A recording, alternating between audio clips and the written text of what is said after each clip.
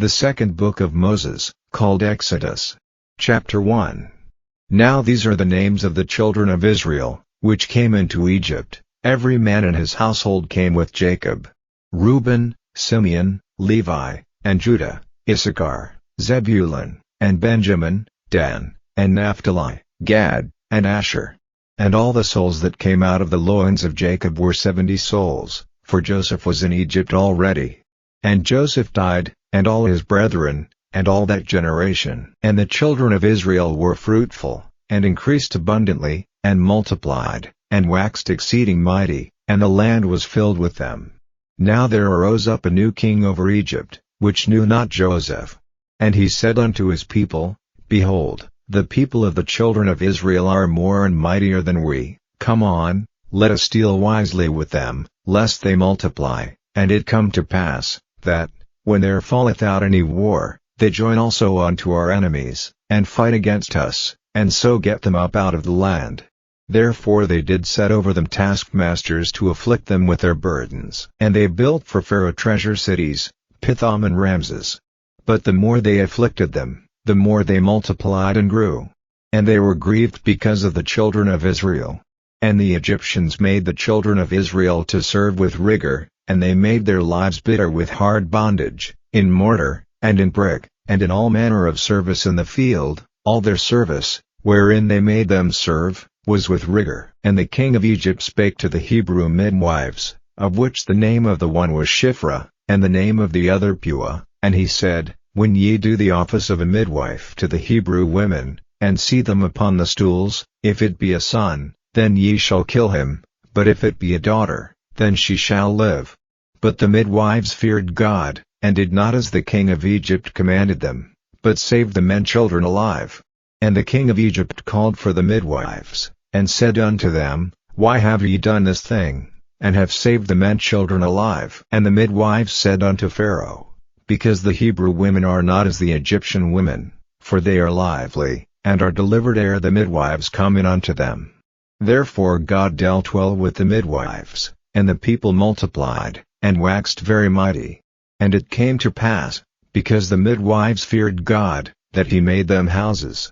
And Pharaoh charged all his people, saying, Every son that is born ye shall cast into the river, and every daughter ye shall save alive. Chapter 2. And there went a man of the house of Levi, and took to wife a daughter of Levi. And the woman conceived, and bare a son, and when she saw him that he was a goodly child, she hid him 3 months. And when she could not longer hide him, she took for him an ark of bulrushes, and daubed it with slime and with pitch, and put the child therein, and she laid it in the flags by the river's brink. And his sister stood afar off, to wit what would be done to him. And the daughter of Pharaoh came down to wash herself at the river, and her maidens walked along by the river's side, and when she saw the ark among the flags, she sent her maid to fetch it. And when she had opened it, she saw the child, and, behold, the babe wept. And she had compassion on him, and said, This is one of the Hebrews' children. Then said his sister to Pharaoh's daughter, Shall I go and call to thee a nurse of the Hebrew women, that she may nurse the child for thee? And Pharaoh's daughter said to her, Go. And the maid went and called the child's mother. And Pharaoh's daughter said unto her, Take this child away, and nurse it for me, and I will give thee thy wages. And the woman took the child, and nursed it. And the child grew, and she brought him unto Pharaoh's daughter, and he became her son. And she called his name Moses, and she said, Because I drew him out of the water. And it came to pass in those days, when Moses was grown, that he went out unto his brethren, and looked on their burdens, and he spied an Egyptian smiting an Hebrew, one of his brethren. And he looked this way and that way, and when he saw that there was no man, he slew the Egyptian, and hid him in the sand. And when he went out the second day, behold, 2 men of the Hebrews strove together, and he said to him that did the wrong, Wherefore smitest thou thy fellow? And he said, Who made thee a prince and a judge over us? Intendest thou to kill me, as thou killedst the Egyptian? And Moses feared, and said, Surely this thing is known. Now when Pharaoh heard this thing, he sought to slay Moses. But Moses fled from the face of Pharaoh, and dwelt in the land of Midian, and he sat down by a well.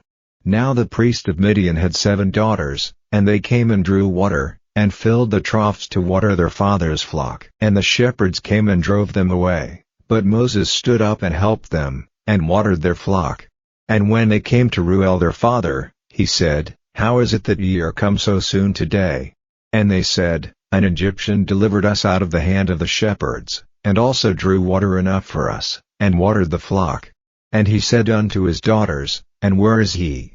Why is it that ye have left the man? Call him, that he may eat bread. And Moses was content to dwell with the man, and he gave Moses Zipporah his daughter. And she bare him a son, and he called his name Gershom, for he said, I have been a stranger in a strange land. And it came to pass in process of time, that the king of Egypt died, and the children of Israel sighed by reason of the bondage, and they cried, and their cry came up unto God by reason of the bondage. And God heard their groaning, and God remembered his covenant with Abraham, with Isaac, and with Jacob. And God looked upon the children of Israel, and God had respect unto them. Chapter 3. Now Moses kept the flock of Jethro his father-in-law, the priest of Midian, and he led the flock to the backside of the desert, and came to the mountain of God, even to Horeb. And the angel of the Lord appeared unto him in a flame of fire out of the midst of a bush, and he looked, and, behold, the bush burned with fire, and the bush was not consumed. And Moses said, I will now turn aside, and see this great sight, why the bush is not burned. And when the Lord saw that he turned aside to see, God called unto him out of the midst of the bush, and said, Moses, Moses. And he said, Here am I. And he said, Draw not nigh hither, put off thy shoes from off thy feet, for the place whereon thou standest is holy ground. Moreover he said, I am the God of thy father, the God of Abraham, the God of Isaac, and the God of Jacob. And Moses hid his face, for he was afraid to look upon God. And the Lord said, I have surely seen the affliction of my people which are in Egypt, and have heard their cry by reason of their taskmasters, for I know their sorrows, and I am come down to deliver them out of the hand of the Egyptians, and to bring them up out of that land unto a good land and a large, unto a land flowing with milk and honey, unto the place of the Canaanites, and the Hittites, and the Amorites, and the Perizzites, and the Hivites, and the Jebusites. Now therefore, behold, the cry of the children of Israel is come unto me, and I have also seen the oppression wherewith the Egyptians oppress them. Come now therefore, and I will send thee unto Pharaoh, that thou mayest bring forth my people the children of Israel out of Egypt. And Moses said unto God, Who am I, that I should go unto Pharaoh, and that I should bring forth the children of Israel out of Egypt? And he said, Certainly I will be with thee, and this shall be a token unto thee, that I have sent thee. When thou hast brought forth the people out of Egypt, ye shall serve God upon this mountain. And Moses said unto God, Behold, when I come unto the children of Israel, and shall say unto them, The God of your fathers hath sent me unto you, and they shall say to me, What is his name? What shall I say unto them? And God said unto Moses, I am that I am. And he said, Thus shalt thou say unto the children of Israel, I am hath sent me unto you. And God said moreover unto Moses, Thus shalt thou say unto the children of Israel, The Lord God of your fathers, the God of Abraham, the God of Isaac, and the God of Jacob, hath sent me unto you. This is my name forever, and this is my memorial unto all generations. Go, and gather the elders of Israel together, and say unto them, The Lord God of your fathers, the God of Abraham, of Isaac, and of Jacob, appeared unto me, saying, I have surely visited you, and seen that which is done to you in Egypt, and I have said, I will bring you up out of the affliction of Egypt unto the land of the Canaanites, and the Hittites, and the Amorites, and the Perizzites, and the Hivites, and the Jebusites, unto a land flowing with milk and honey. And they shall hearken to thy voice, and thou shalt come, thou and the elders of Israel, unto the king of Egypt, and ye shall say unto him, The Lord God of the Hebrews hath met with us, and now let us go, we beseech thee, 3 days' journey into the wilderness, that we may sacrifice to the Lord our God. And I am sure that the king of Egypt will not let you go, no, not by a mighty hand. And I will stretch out my hand, and smite Egypt with all my wonders which I will do in the midst thereof, and after that he will let you go. And I will give this people favor in the sight of the Egyptians, and it shall come to pass, that, when ye go, ye shall not go empty, but every woman shall borrow of her neighbor, and of her that sojourneth in her house, jewels of silver, and jewels of gold, and raiment, and ye shall put them upon your sons, and upon your daughters, and ye shall spoil the Egyptians. Chapter 4. And Moses answered and said, But, behold, they will not believe me, nor hearken unto my voice, for they will say, The Lord hath not appeared unto thee.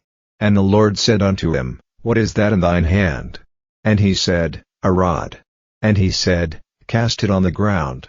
And he cast it on the ground, and it became a serpent, and Moses fled from before it. And the Lord said unto Moses, Put forth thine hand, and take it by the tail. And he put forth his hand, and caught it, and it became a rod in his hand, that they may believe that the Lord God of their fathers, the God of Abraham, the God of Isaac, and the God of Jacob, hath appeared unto thee. And the Lord said furthermore unto him, Put now thine hand into thy bosom. And he put his hand into his bosom, and when he took it out, behold, his hand was leprous as snow. And he said, Put thine hand into thy bosom again. And he put his hand into his bosom again, and plucked it out of his bosom, and, behold, it was turned again as his other flesh. And it shall come to pass, if they will not believe thee, neither hearken to the voice of the first sign, that they will believe the voice of the latter sign. And it shall come to pass, if they will not believe also these two signs, neither hearken unto thy voice, that thou shalt take of the water of the river, and pour it upon the dry land, and the water which thou takest out of the river shall become blood upon the dry land. And Moses said unto the Lord, O my Lord, I am not eloquent, neither heretofore, nor since thou hast spoken unto thy servant, but I am slow of speech, and of a slow tongue. And the Lord said unto him, Who hath made man's mouth? Or who maketh the dumb, or deaf, or the seeing, or the blind? Have not I the Lord? Now therefore go, and I will be with thy mouth, and teach thee what thou shalt say. And he said, O my Lord, send, I pray thee, by the hand of him whom thou wilt send. And the anger of the Lord was kindled against Moses, and he said, Is not Aaron the Levite thy brother? I know that he can speak well. And also, behold, he cometh forth to meet thee, and when he seeth thee, he will be glad in his heart. And thou shalt speak unto him, and put words in his mouth, and I will be with thy mouth, and with his mouth, and will teach you what ye shall do. And he shall be thy spokesman unto the people, and he shall be, even he shall be to thee instead of a mouth, and thou shalt be to him instead of God. And thou shalt take this rod in thine hand, wherewith thou shalt do signs. And Moses went and returned to Jethro his father-in-law, and said unto him, Let me go, I pray thee, and return unto my brethren which are in Egypt, and see whether they be yet alive. And Jethro said to Moses, Go in peace. And the Lord said unto Moses in Midian, Go, return into Egypt, for all the men are dead which sought thy life. And Moses took his wife and his sons, and set them upon an ass, and he returned to the land of Egypt, and Moses took the rod of God in his hand. And the Lord said unto Moses, When thou goest to return into Egypt, see that thou do all those wonders before Pharaoh, which I have put in thine hand, but I will harden his heart, that he shall not let the people go. And thou shalt say unto Pharaoh, Thus saith the Lord, Israel is my son, even my firstborn, and I say unto thee, Let my son go, that he may serve me, and if thou refuse to let him go, behold, I will slay thy son, even thy firstborn. And it came to pass by the way in the inn, that the Lord met him, and sought to kill him. Then Zipporah took a sharp stone, and cut off the foreskin of her son, and cast it at his feet, and said, Surely a bloody husband art thou to me. So he let him go. Then she said, A bloody husband thou art, because of the circumcision. And the Lord said to Aaron, Go into the wilderness to meet Moses. And he went, and met him in the mount of God, and kissed him. And Moses told Aaron all the words of the Lord who had sent him, and all the signs which he had commanded him. And Moses and Aaron went and gathered together all the elders of the children of Israel, and Aaron spake all the words which the Lord had spoken unto Moses, and did the signs in the sight of the people. And the people believed, And when they heard that the Lord had visited the children of Israel, and that he had looked upon their affliction, then they bowed their heads and worshipped. Chapter 5. And afterward Moses and Aaron went in, and told Pharaoh, Thus saith the Lord God of Israel, Let my people go, that they may hold a feast unto me in the wilderness. And Pharaoh said, Who is the Lord, that I should obey his voice to let Israel go? I know not the Lord, neither will I let Israel go. And they said, The God of the Hebrews hath met with us, let us go, we pray thee, 3 days' journey into the desert, and sacrifice unto the Lord our God, lest he fall upon us with pestilence, or with the sword. And the king of Egypt said unto them, Wherefore do ye, Moses and Aaron, let the people from their works? Get you unto your burdens. And Pharaoh said, Behold, the people of the land now are many, and ye make them rest from their burdens. And Pharaoh commanded the same day the taskmasters of the people, and their officers, saying, Ye shall no more give the people straw to make brick, as heretofore, let them go and gather straw for themselves. And the tale of the bricks, which they did make heretofore, ye shall lay upon them, ye shall not diminish aught thereof, for they be idle. Therefore they cry, saying, Let us go and sacrifice to our God. Let their more work be laid upon the men, that they may labor therein, and let them not regard vain words. And the taskmasters of the people went out, and their officers, and they spake to the people, saying, Thus saith Pharaoh, I will not give you straw. Go ye, get ye straw where ye can find it, yet not aught of your work shall be diminished. So the people were scattered abroad throughout all the land of Egypt to gather stubble instead of straw. And the taskmasters hasted them, saying, Fulfill your works, your daily tasks, as when there was straw. And the officers of the children of Israel, which Pharaoh's taskmasters had set over them, were beaten, and demanded, Wherefore have ye not fulfilled your task in making brick both yesterday and today, as heretofore? Then the officers of the children of Israel came and cried unto Pharaoh, saying, Wherefore dealest thou thus with thy servants?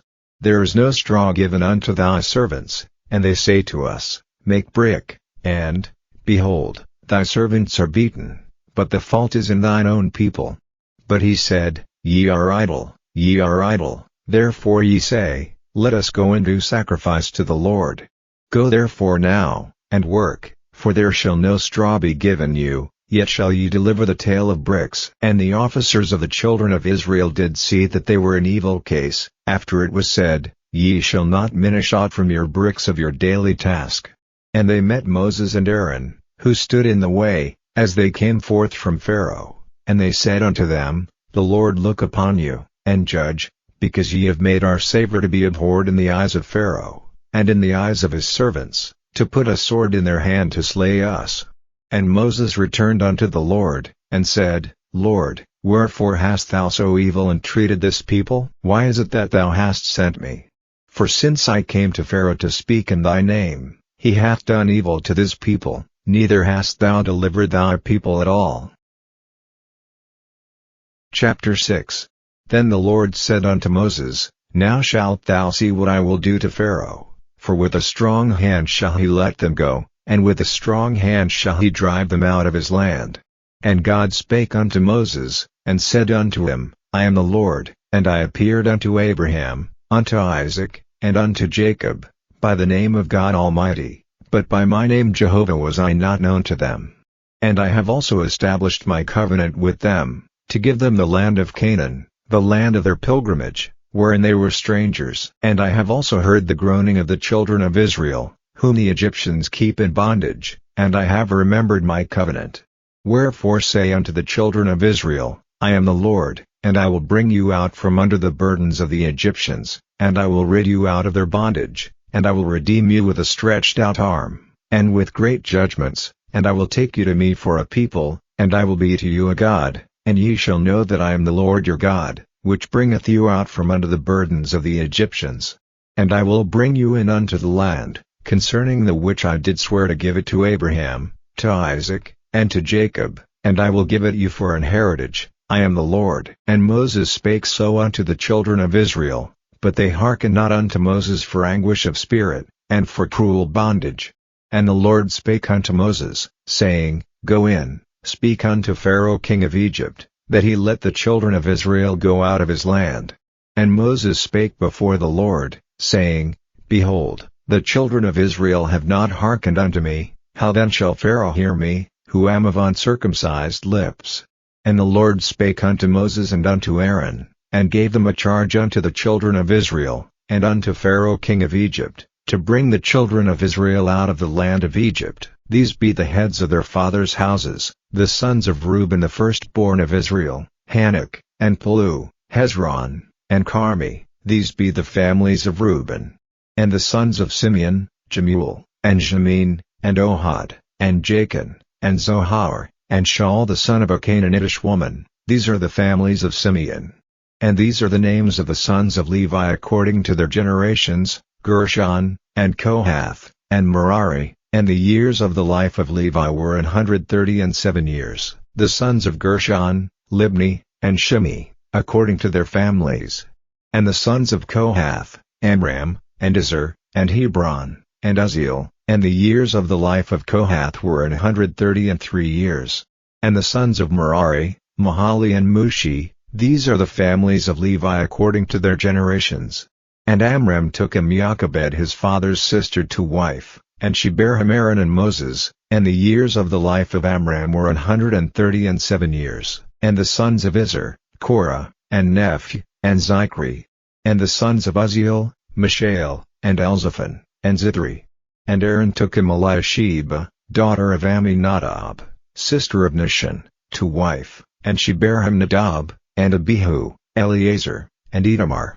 And the sons of Korah, Asir, and Elkanah, and Abiasaph. These are the families of the Korites.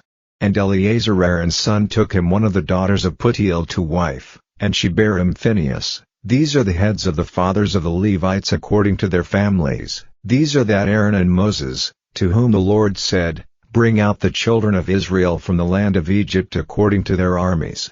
These are they which spake to Pharaoh king of Egypt, to bring out the children of Israel from Egypt. These are that Moses and Aaron. And it came to pass on the day when the Lord spake unto Moses in the land of Egypt, that the Lord spake unto Moses, saying, I am the Lord, speak thou unto Pharaoh king of Egypt all that I say unto thee. And Moses said before the Lord, Behold, I am of uncircumcised lips, and how shall Pharaoh hearken unto me? Chapter 7. And the Lord said unto Moses, See, I have made thee a god to Pharaoh, and Aaron thy brother shall be thy prophet. Thou shalt speak all that I command thee, and Aaron thy brother shall speak unto Pharaoh, that he send the children of Israel out of his land. And I will harden Pharaoh's heart, and multiply my signs and my wonders in the land of Egypt. But Pharaoh shall not hearken unto you, that I may lay my hand upon Egypt, and bring forth mine armies, and my people the children of Israel, out of the land of Egypt by great judgments. And the Egyptians shall know that I am the Lord, when I stretch forth mine hand upon Egypt, and bring out the children of Israel from among them. And Moses and Aaron did as the Lord commanded them, so did they. And Moses was 80 years old, and Aaron 83 years old, when they spake unto Pharaoh. And the Lord spake unto Moses and unto Aaron, saying, When Pharaoh shall speak unto you, saying, Show a miracle for you, then thou shalt say unto Aaron, Take thy rod, and cast it before Pharaoh, and it shall become a serpent. And Moses and Aaron went in unto Pharaoh, and they did so as the Lord had commanded, and Aaron cast down his rod before Pharaoh, and before his servants, and it became a serpent. Then Pharaoh also called the wise men and the sorcerers, now the magicians of Egypt. They also did in like manner with their enchantments. For they cast down every man his rod, and they became serpents, but Aaron's rod swallowed up their rods. And he hardened Pharaoh's heart, that he hearkened not unto them, as the Lord had said. And the Lord said unto Moses, Pharaoh's heart is hardened, he refuseth to let the people go. Get thee unto Pharaoh in the morning, lo, he goeth out unto the water, and thou shalt stand by the river's brink against he come, and the rod which was turned to a serpent shalt thou take in thine hand. And thou shalt say unto him, The Lord God of the Hebrews hath sent me unto thee, saying, Let my people go, that they may serve me in the wilderness. And, behold, hitherto thou wouldest not hear. Thus saith the Lord, in this thou shalt know that I am the Lord. Behold, I will smite with the rod that is in mine hand upon the waters which are in the river, and they shall be turned to blood.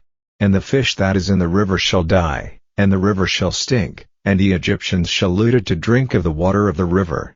And the Lord spake unto Moses, say unto Aaron, take thy rod, and stretch out thine hand upon the waters of Egypt, upon their streams, upon their rivers, and upon their ponds, and upon all their pools of water, that they may become blood, and that there may be blood throughout all the land of Egypt, both in vessels of wood, and in vessels of stone. And Moses and Aaron did so, as the Lord commanded, and he lifted up the rod, and smote the waters that were in the river, in the sight of Pharaoh, and in the sight of his servants, and all the waters that were in the river were turned to blood. And the fish that was in the river died, and the river stank, and the Egyptians could not drink of the water of the river, and there was blood throughout all the land of Egypt. And the magicians of Egypt did so with their enchantments, and Pharaoh's heart was hardened, neither did he hearken unto them, as the Lord had said. And Pharaoh turned and went into his house, neither did he set his heart to this also. And all the Egyptians digged round about the river for water to drink, for they could not drink of the water of the river. And 7 days were fulfilled, after that the Lord had smitten the river. Chapter 8. And the Lord spake unto Moses, go unto Pharaoh, and say unto him, thus saith the Lord, let my people go, that they may serve me. And if thou refuse to let them go, behold, I will smite all thy borders with frogs, and the river shall bring forth frogs abundantly, which shall go up and come into thine house, and into thy bedchamber, and upon thy bed, and into the house of thy servants, and upon thy people, and into thine ovens, and into thine eating troughs, and the frogs shall come up both on thee, and upon thy people, and upon all thy servants. And the Lord spake unto Moses, say unto Aaron, stretch forth thine hand with thy rod over the streams, over the rivers, and over the ponds, and cause frogs to come up upon the land of Egypt. And Aaron stretched out his hand over the waters of Egypt, and the frogs came up, and covered the land of Egypt. And the magicians did so with their enchantments, and brought up frogs upon the land of Egypt. Then Pharaoh called for Moses and Aaron, and said, entreat the Lord, that he may take away the frogs from me, and from my people, and I will let the people go, that they may do sacrifice unto the Lord. And Moses said unto Pharaoh, glory over me, when shall I entreat for thee, and for thy servants, and for thy people, to destroy the frogs from thee and thy houses, that they may remain in the river only? And he said, tomorrow. And he said, be it according to thy word, that thou mayest know that there is none like unto the Lord our God. And the frogs shall depart from thee, and from thy houses, and from thy servants, and from thy people, they shall remain in the river only. And Moses and Aaron went out from Pharaoh, and Moses cried unto the Lord because of the frogs which he had brought against Pharaoh. And the Lord did according to the word of Moses, and the frogs died out of the houses, out of the villages, and out of the fields. And they gathered them together upon heaps, and the land stank. But when Pharaoh saw that there was respite, he hardened his heart, and hearkened not unto them, as the Lord had said. And the Lord said unto Moses, say unto Aaron, stretch out thy rod, and smite the dust of the land, that it may become lice throughout all the land of Egypt.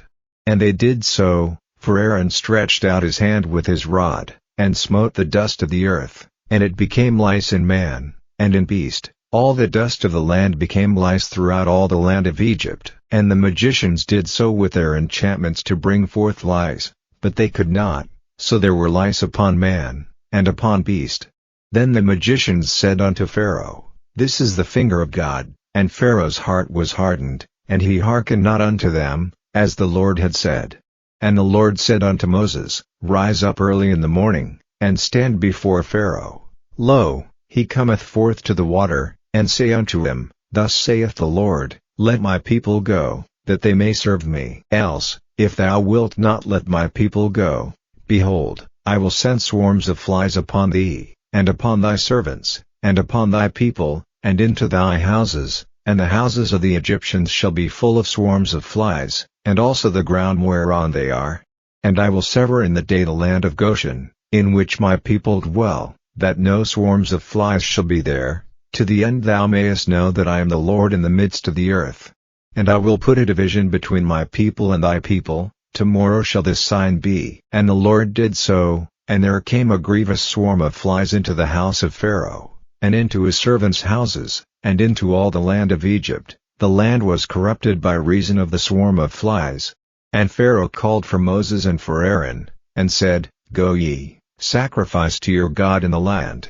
And Moses said, It is not meet so to do, for we shall sacrifice the abomination of the Egyptians to the Lord our God. Lo, shall we sacrifice the abomination of the Egyptians before their eyes, and will they not stone us? We will go 3 days' journey into the wilderness, and sacrifice to the Lord our God, as he shall command us.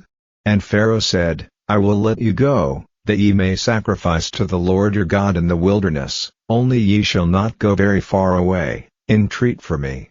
And Moses said, Behold, I go out from thee, and I will entreat the Lord that the swarms of flies may depart from Pharaoh, from his servants, and from his people, tomorrow, but let not Pharaoh deal deceitfully any more in not letting the people go to sacrifice to the Lord. And Moses went out from Pharaoh, and entreated the Lord.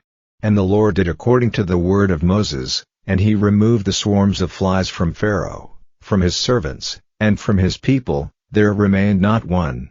And Pharaoh hardened his heart at this time also, neither would he let the people go. Chapter 9. Then the Lord said unto Moses, Go in unto Pharaoh, and tell him, Thus saith the Lord God of the Hebrews, Let my people go, that they may serve me.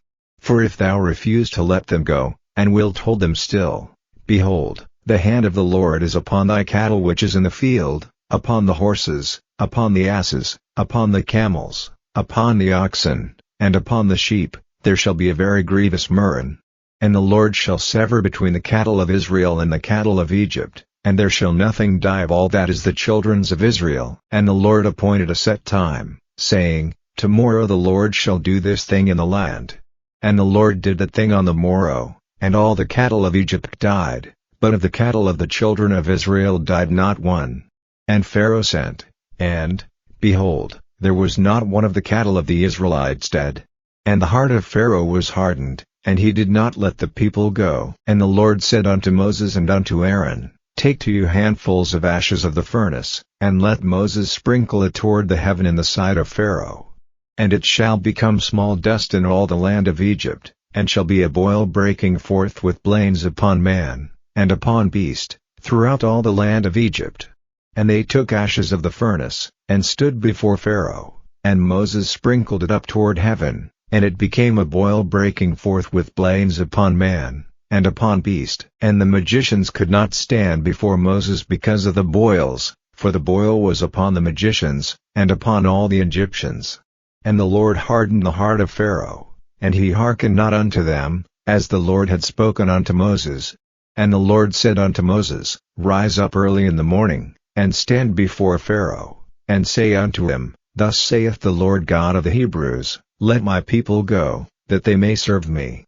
For I will at this time send all my plagues upon thine heart, and upon thy servants, and upon thy people, that thou mayest know that there is none like me in all the earth. For now I will stretch out my hand, that I may smite thee and thy people with pestilence, and thou shalt be cut off from the earth.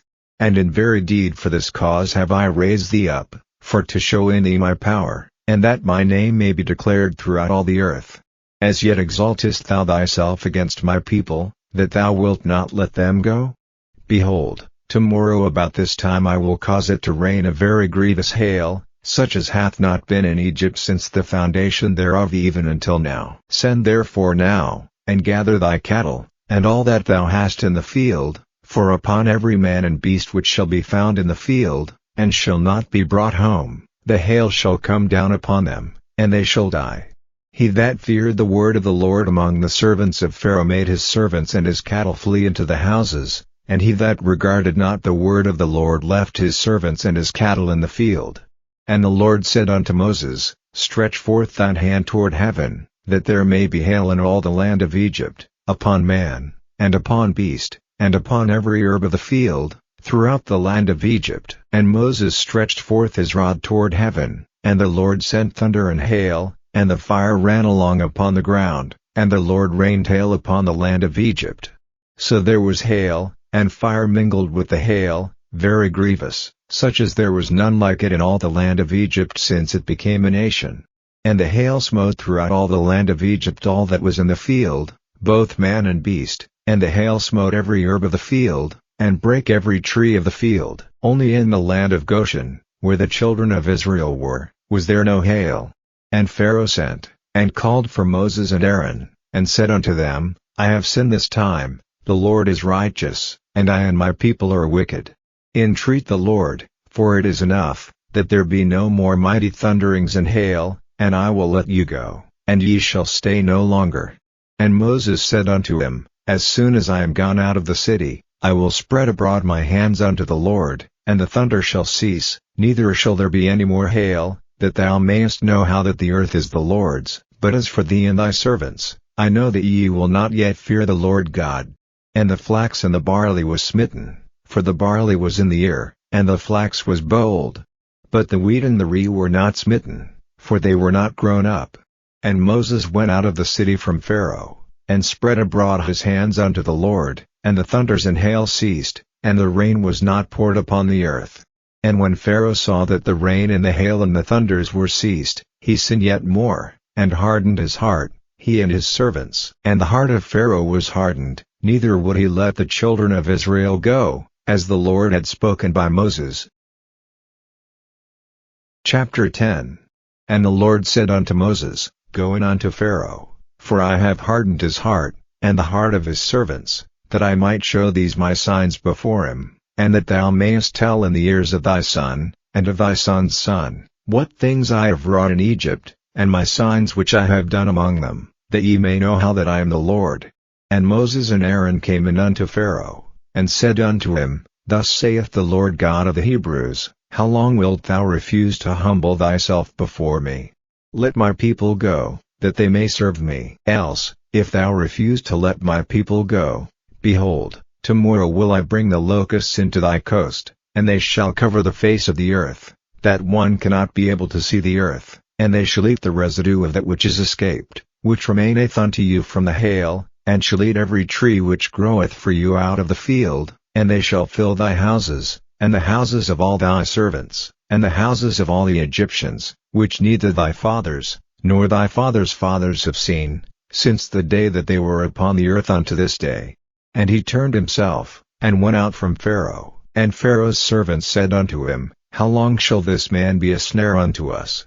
Let the men go, that they may serve the Lord their God. Knowest thou not yet that Egypt is destroyed? And Moses and Aaron were brought again unto Pharaoh, and he said unto them, Go, serve the Lord your God. But who are they that shall go? And Moses said, We will go with our young and with our old, with our sons and with our daughters, with our flocks and with our herds will we go, for we must hold a feast unto the Lord. And he said unto them, Let the Lord be so with you, as I will let you go, and your little ones. Look to it, for evil is before you. Not so, go now ye that are men, and serve the Lord, for that ye did desire. And they were driven out from Pharaoh's presence.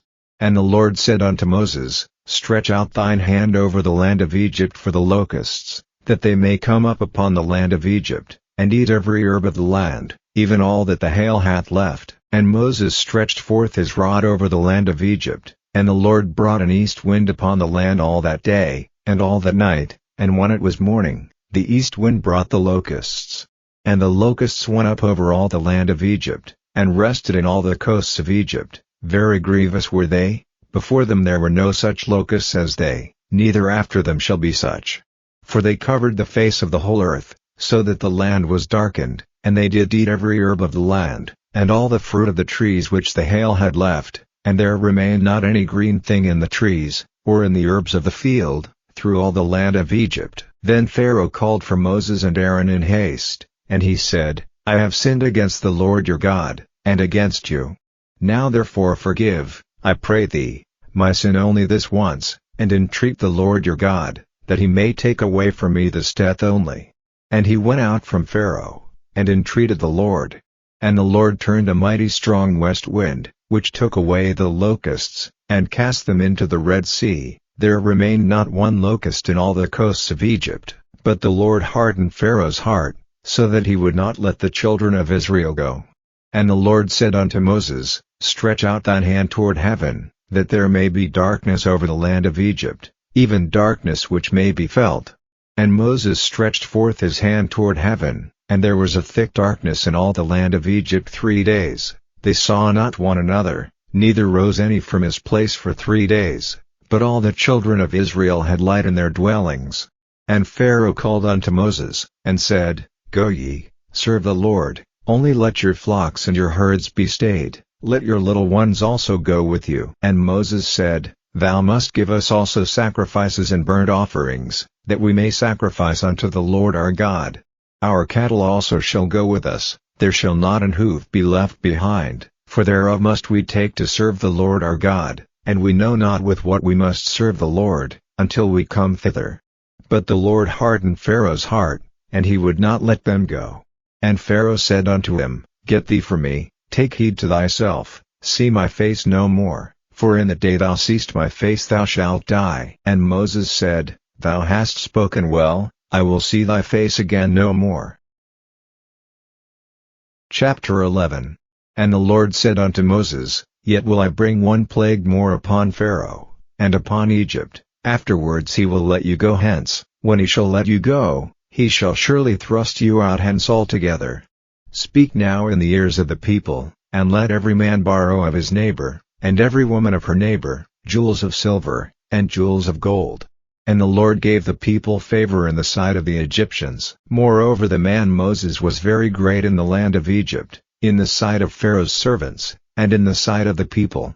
And Moses said, Thus saith the Lord, About midnight will I go out into the midst of Egypt, and all the firstborn in the land of Egypt shall die, from the firstborn of Pharaoh that sitteth upon his throne, even unto the firstborn of the maidservant that is behind the mill, and all the firstborn of beasts.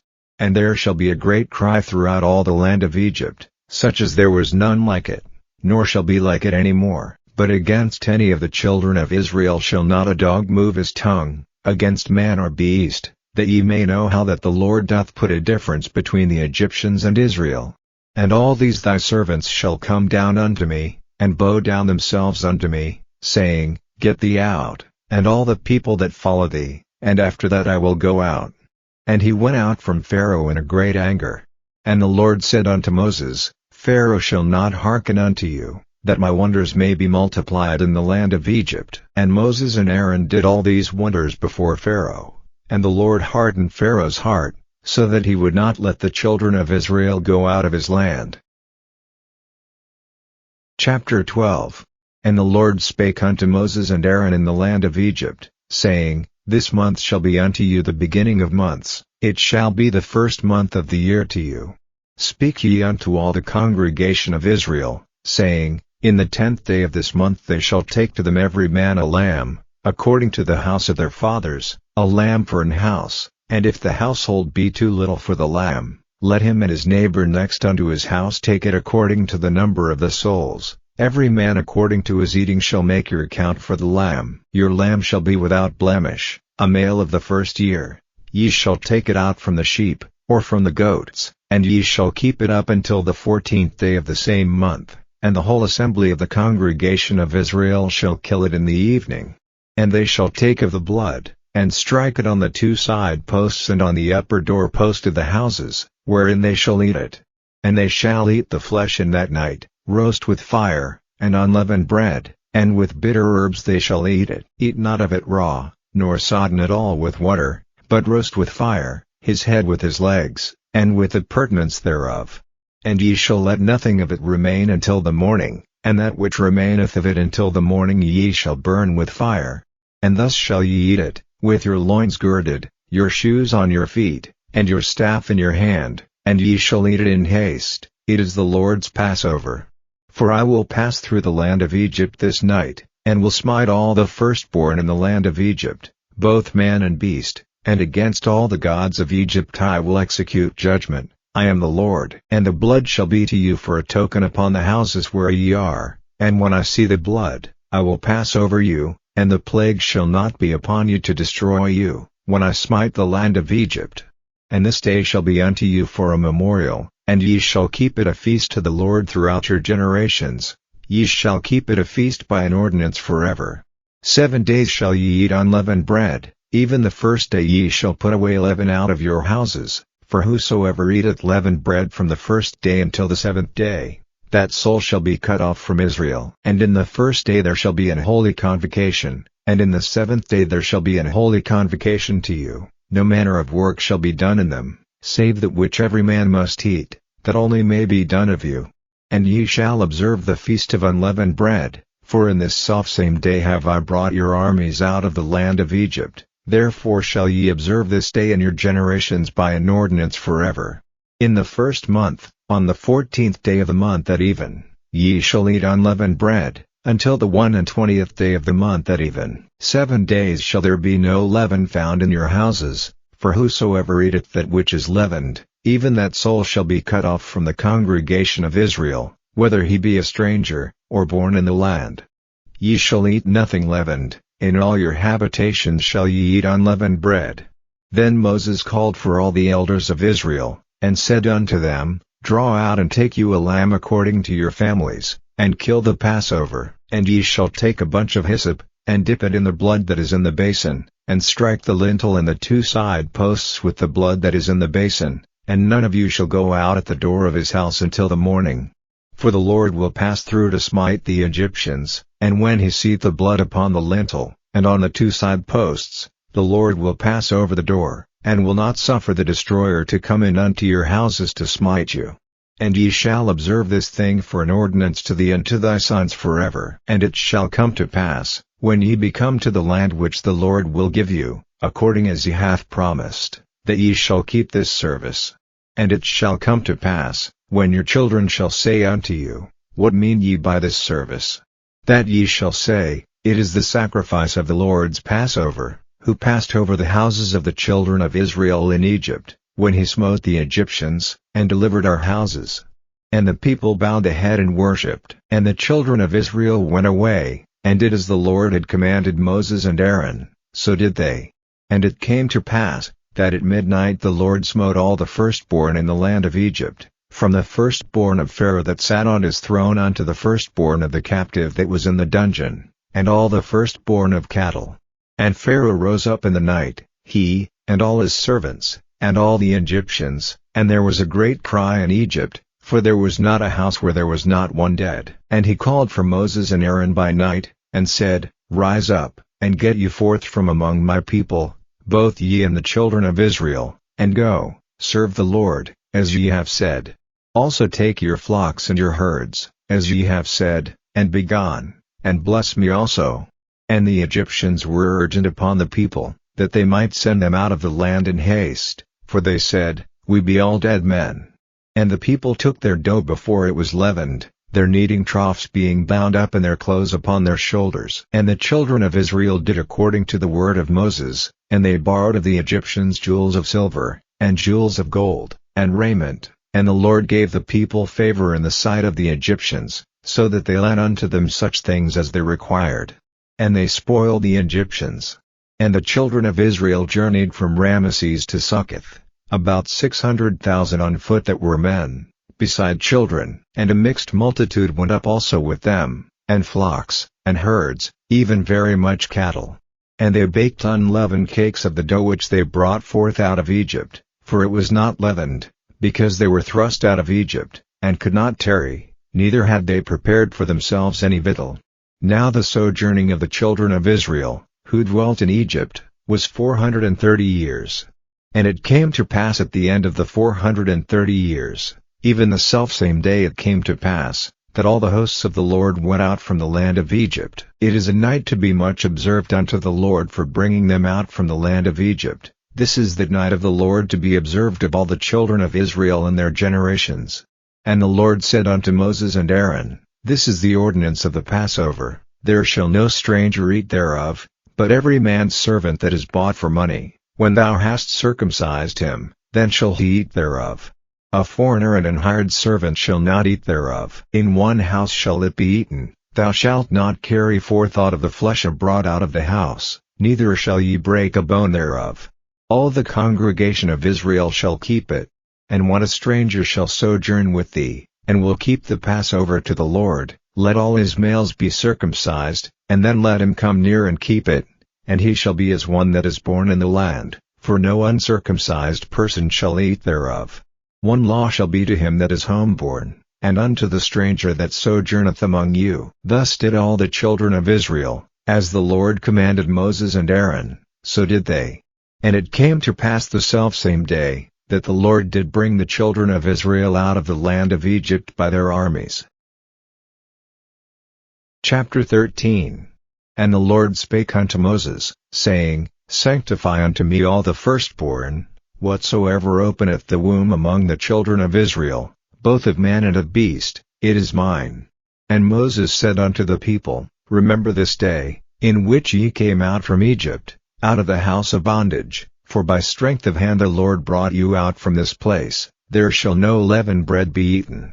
This day came ye out in the month Abib. And it shall be when the Lord shall bring thee into the land of the Canaanites, and the Hittites, and the Amorites, and the Hivites, and the Jebusites, which he sware unto thy fathers to give thee, a land flowing with milk and honey, that thou shalt keep this service in this month.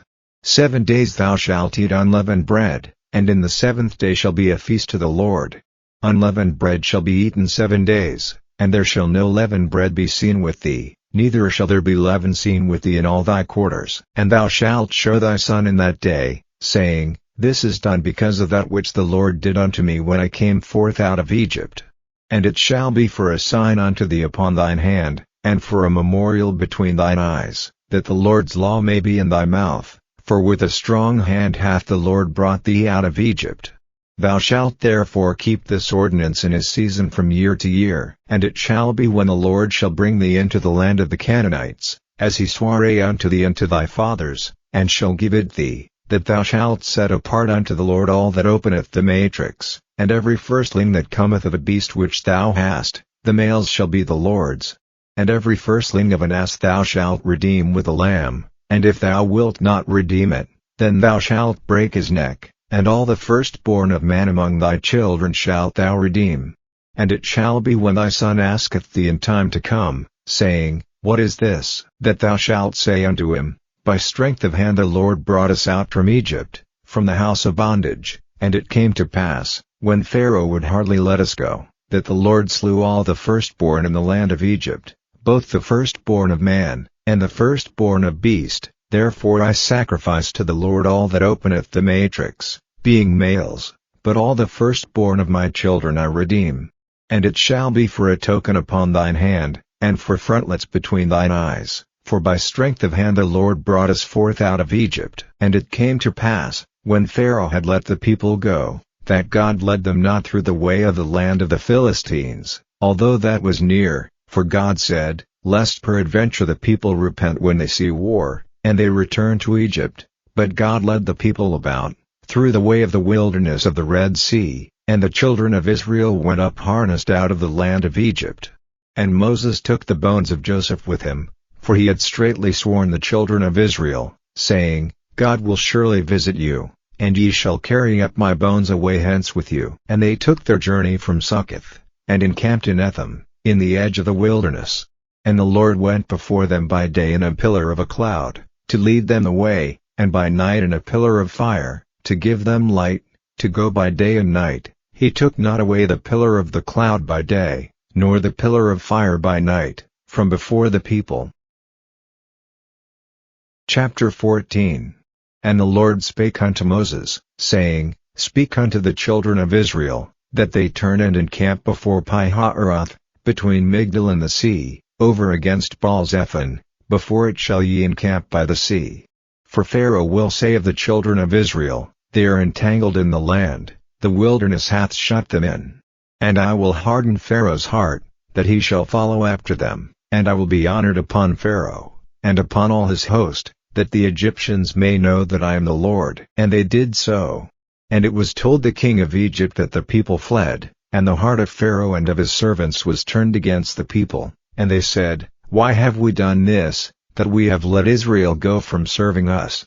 And he made ready his chariot, and took his people with him, and he took 600 chosen chariots, and all the chariots of Egypt, and captains over every one of them.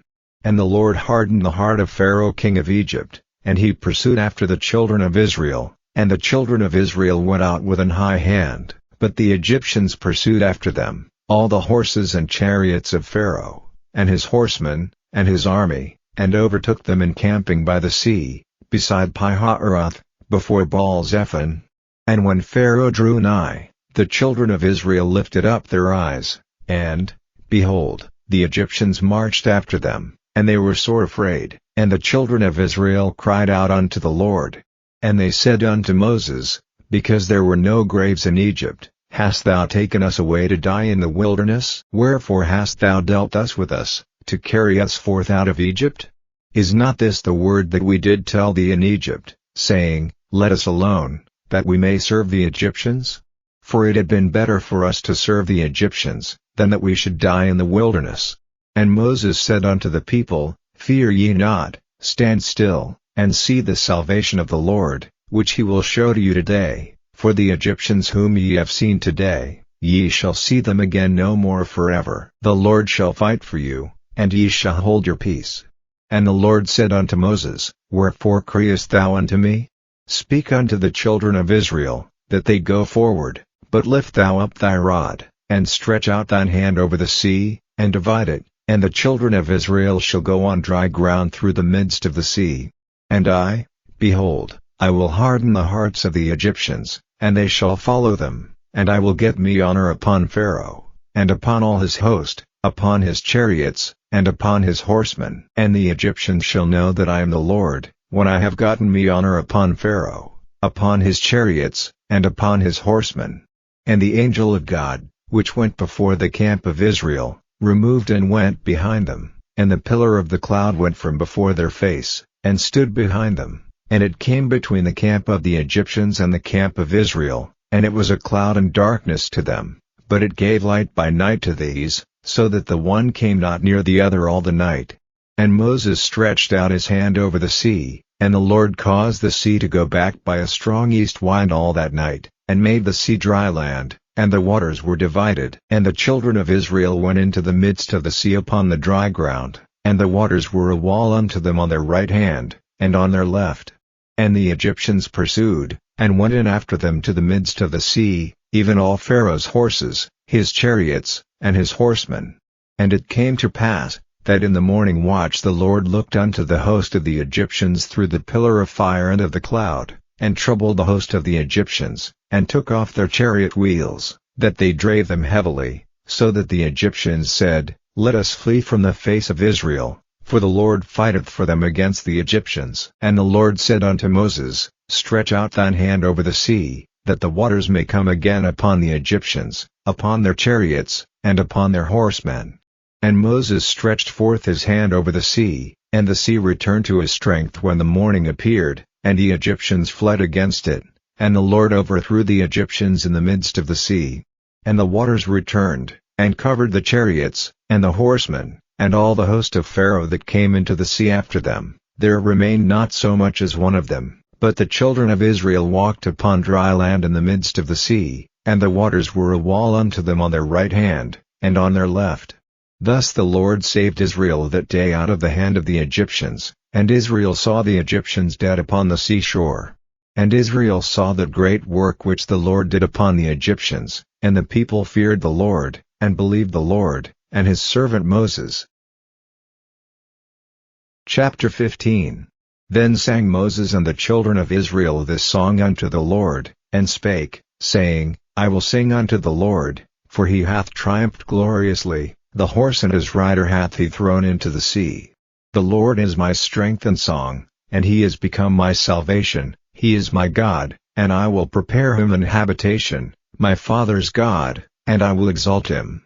The Lord is a man of war, the Lord is his name. Pharaoh's chariots and his host hath he cast into the sea, his chosen captains also are drowned in the Red Sea. The depths have covered them, they sank into the bottom as a stone. Thy right hand, O Lord, is become glorious in power, thy right hand, O Lord, hath dashed in pieces the enemy. And in the greatness of thine excellency thou hast overthrown them that rose up against thee. Thou sentest forth thy wrath, which consumed them as stubble. And with the blast of thy nostrils the waters were gathered together, the floods stood upright as an heap, and the depths were congealed in the heart of the sea. The enemy said, I will pursue, I will overtake, I will divide the spoil, my lust shall be satisfied upon them, I will draw my sword, my hand shall destroy them. Thou didst blow with thy wind, the sea covered them, they sank as lead in the mighty waters. Who is like unto thee, O Lord, among the gods? Who is like thee, glorious in holiness, fearful in praises, doing wonders? Thou stretchedst out thy right hand, the earth swallowed them. Thou in thy mercy hast led forth the people which thou hast redeemed, thou hast guided them in thy strength unto thy holy habitation. The people shall hear, and be afraid, sorrow shall take hold on the inhabitants of Palestina. Then the dukes of Edom shall be amazed, the mighty men of Moab, trembling shall take hold upon them, all the inhabitants of Canaan shall melt away, fear and dread shall fall upon them. By the greatness of thine arm they shall be as still as a stone, till thy people pass over, O Lord, till the people pass over, which thou hast purchased. Thou shalt bring them in, and plant them in the mountain of thine inheritance, in the place, O Lord, which thou hast made for thee to dwell in the sanctuary, O Lord, which thy hands have established. The Lord shall reign forever and ever. For the horse of Pharaoh went in with his chariots and with his horsemen into the sea, and the Lord brought again the waters of the sea upon them. But the children of Israel went on dry land in the midst of the sea.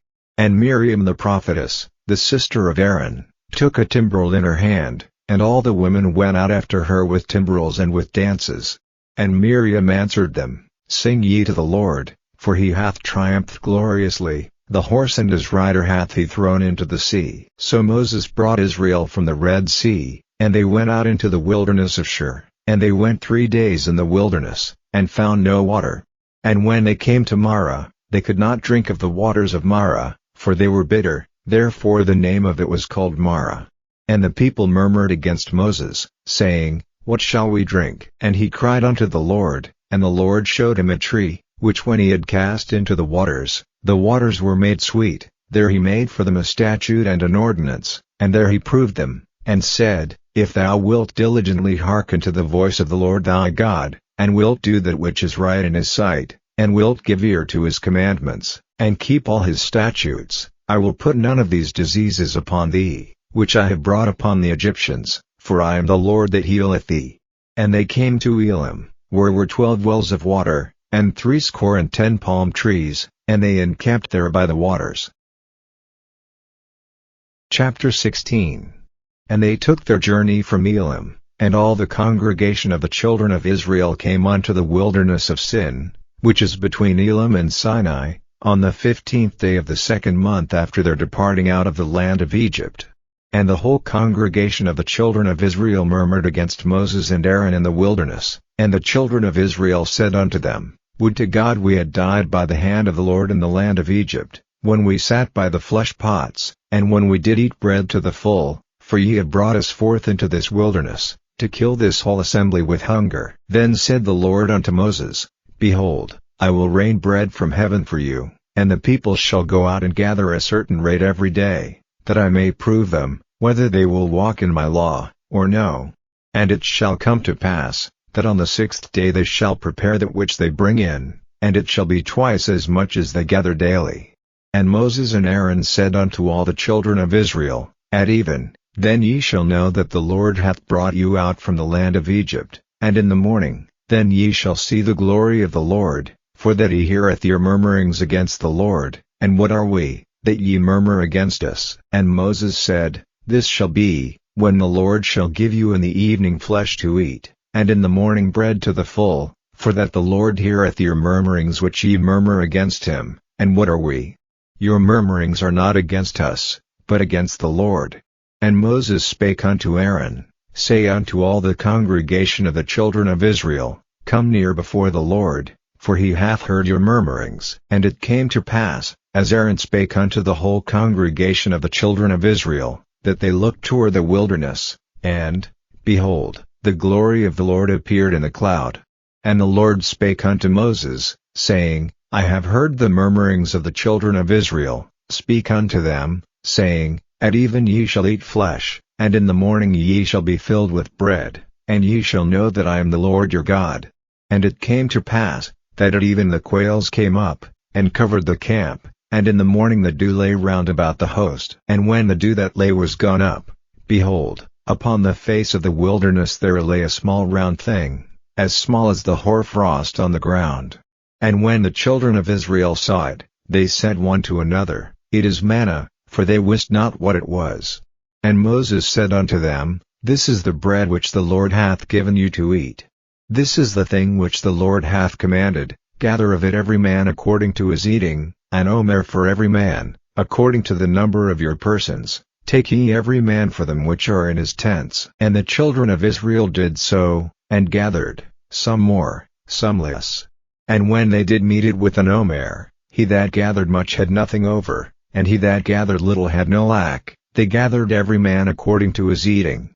And Moses said, Let no man leave of it till the morning.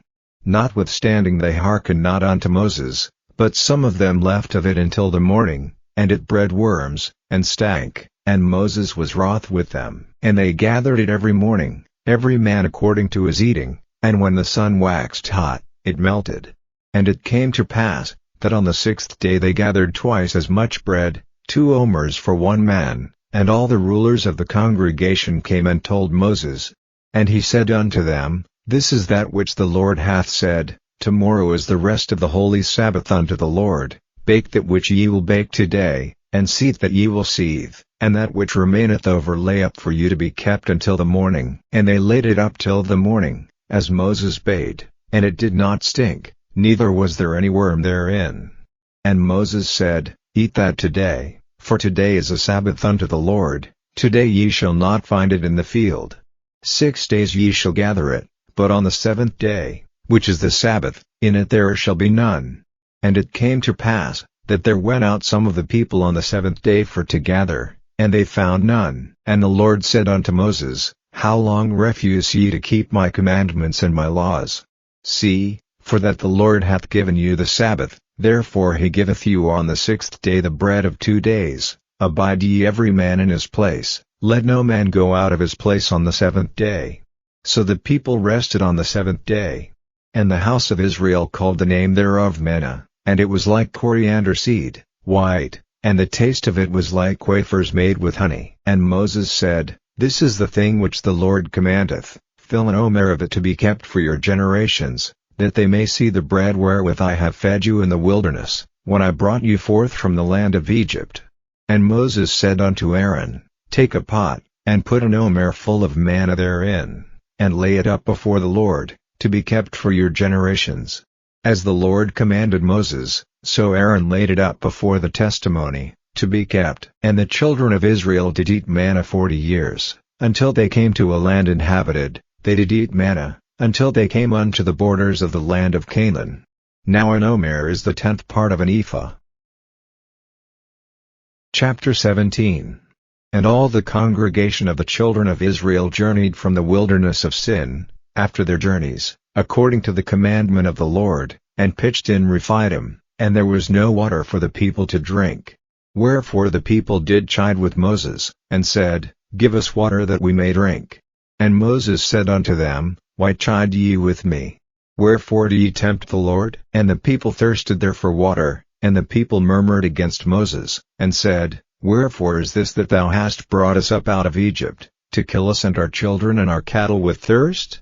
And Moses cried unto the Lord, saying, What shall I do unto this people? They be almost ready to stone me. And the Lord said unto Moses, Go on before the people, and take with thee of the elders of Israel, and thy rod, wherewith thou smotest the river, take in thine hand, and go. Behold, I will stand before thee there upon the rock in Horeb, and thou shalt smite the rock, and there shall come water out of it, that the people may drink. And Moses did so in the sight of the elders of Israel. And he called the name of the place Massah, and Meribah, because of the chiding of the children of Israel, and because they tempted the Lord, saying, Is the Lord among us, or not? Then came Amalek, and fought with Israel in Rephidim. And Moses said unto Joshua, Choose us out men, and go out, fight with Amalek, Tomorrow I will stand on the top of the hill with the rod of God in mine hand. So Joshua did as Moses had said to him, and fought with Amalek, and Moses, Aaron, and Hur went up to the top of the hill. And it came to pass, when Moses held up his hand, that Israel prevailed, and when he let down his hand, Amalek prevailed. But Moses' hands were heavy, and they took a stone, and put it under him, and he sat thereon. And Aaron and Hur stayed up his hands, the one on the one side, and the other on the other side, and his hands were steady until the going down of the sun. And Joshua discomfited Amalek and his people with the edge of the sword. And the Lord said unto Moses, Write this for a memorial in a book, and rehearse it in the ears of Joshua, for I will utterly put out the remembrance of Amalek from under heaven. And Moses built an altar, and called the name of it Jehovah Nissi, for he said, Because the Lord hath sworn that the Lord will have war with Amalek from generation to generation. Chapter 18. When Jethro, the priest of Midian, Moses' father-in-law, heard of all that God had done for Moses, and for Israel his people, and that the Lord had brought Israel out of Egypt, then Jethro, Moses' father-in-law, took Zipporah, Moses' wife, after he had sent her back, and her 2 sons, of which the name of the one was Gershom, for he said, I have been an alien in a strange land, and the name of the other was Eliezer, for the God of my father, said he, was mine help, and delivered me from the sword of Pharaoh. And Jethro, Moses' father-in-law, came with his sons and his wife unto Moses into the wilderness, where he encamped at the mount of God, and he said unto Moses, I thy father-in-law Jethro am come unto thee, and thy wife, and her 2 sons with her. And Moses went out to meet his father-in-law, and did obeisance, and kissed him, and they asked each other of their welfare, and they came into the tent.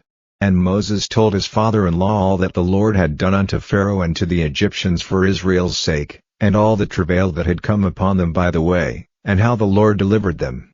And Jethro rejoiced for all the goodness which the Lord had done to Israel, whom he had delivered out of the hand of the Egyptians. And Jethro said, Blessed be the Lord, who hath delivered you out of the hand of the Egyptians, and out of the hand of Pharaoh, who hath delivered the people from under the hand of the Egyptians.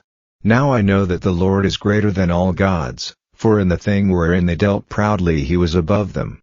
And Jethro, Moses' father-in-law, took a burnt offering and sacrifices for God, and Aaron came, and all the elders of Israel, to eat bread with Moses' father-in-law before God. And it came to pass on the morrow, that Moses sat to judge the people, and the people stood by Moses from the morning unto the evening.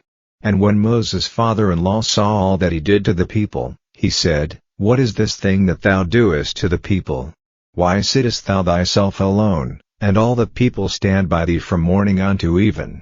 And Moses said unto his father-in-law, Because the people come unto me to inquire of God, when they have a matter, they come unto me, and I judge between one and another, and I do make them know the statutes of God, and his laws. And Moses' father-in-law said unto him, The thing that thou doest is not good. Thou wilt surely wear away, both thou, and this people that is with thee, for this thing is too heavy for thee, thou art not able to perform it thyself alone.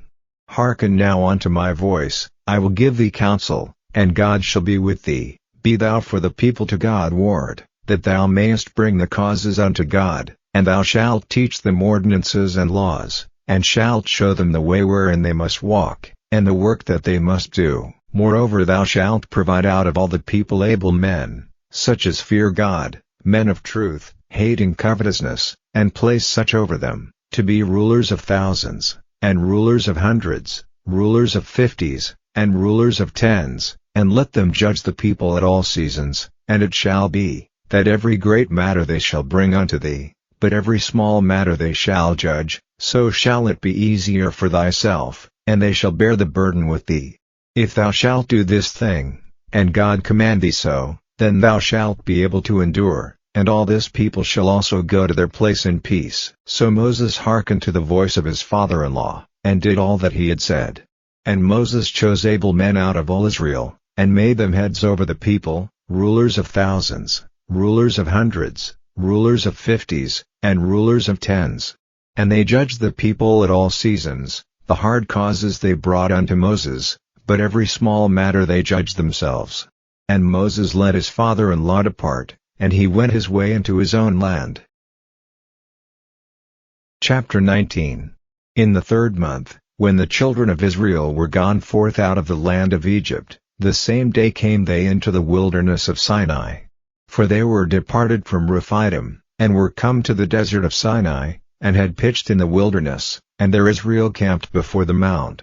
And Moses went up unto God, and the Lord called unto him out of the mountain, saying, Thus shalt thou say to the house of Jacob, and tell the children of Israel, Ye have seen what I did unto the Egyptians, and how I bare you on eagle's wings, and brought you unto myself. Now therefore, if ye will obey my voice indeed, and keep my covenant, then ye shall be a peculiar treasure unto me above all people, for all the earth is mine, and ye shall be unto me a kingdom of priests, and an holy nation.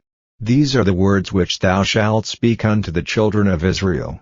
And Moses came and called for the elders of the people, and laid before their faces all these words which the Lord commanded him. And all the people answered together, and said, All that the Lord hath spoken we will do. And Moses returned the words of the people unto the Lord.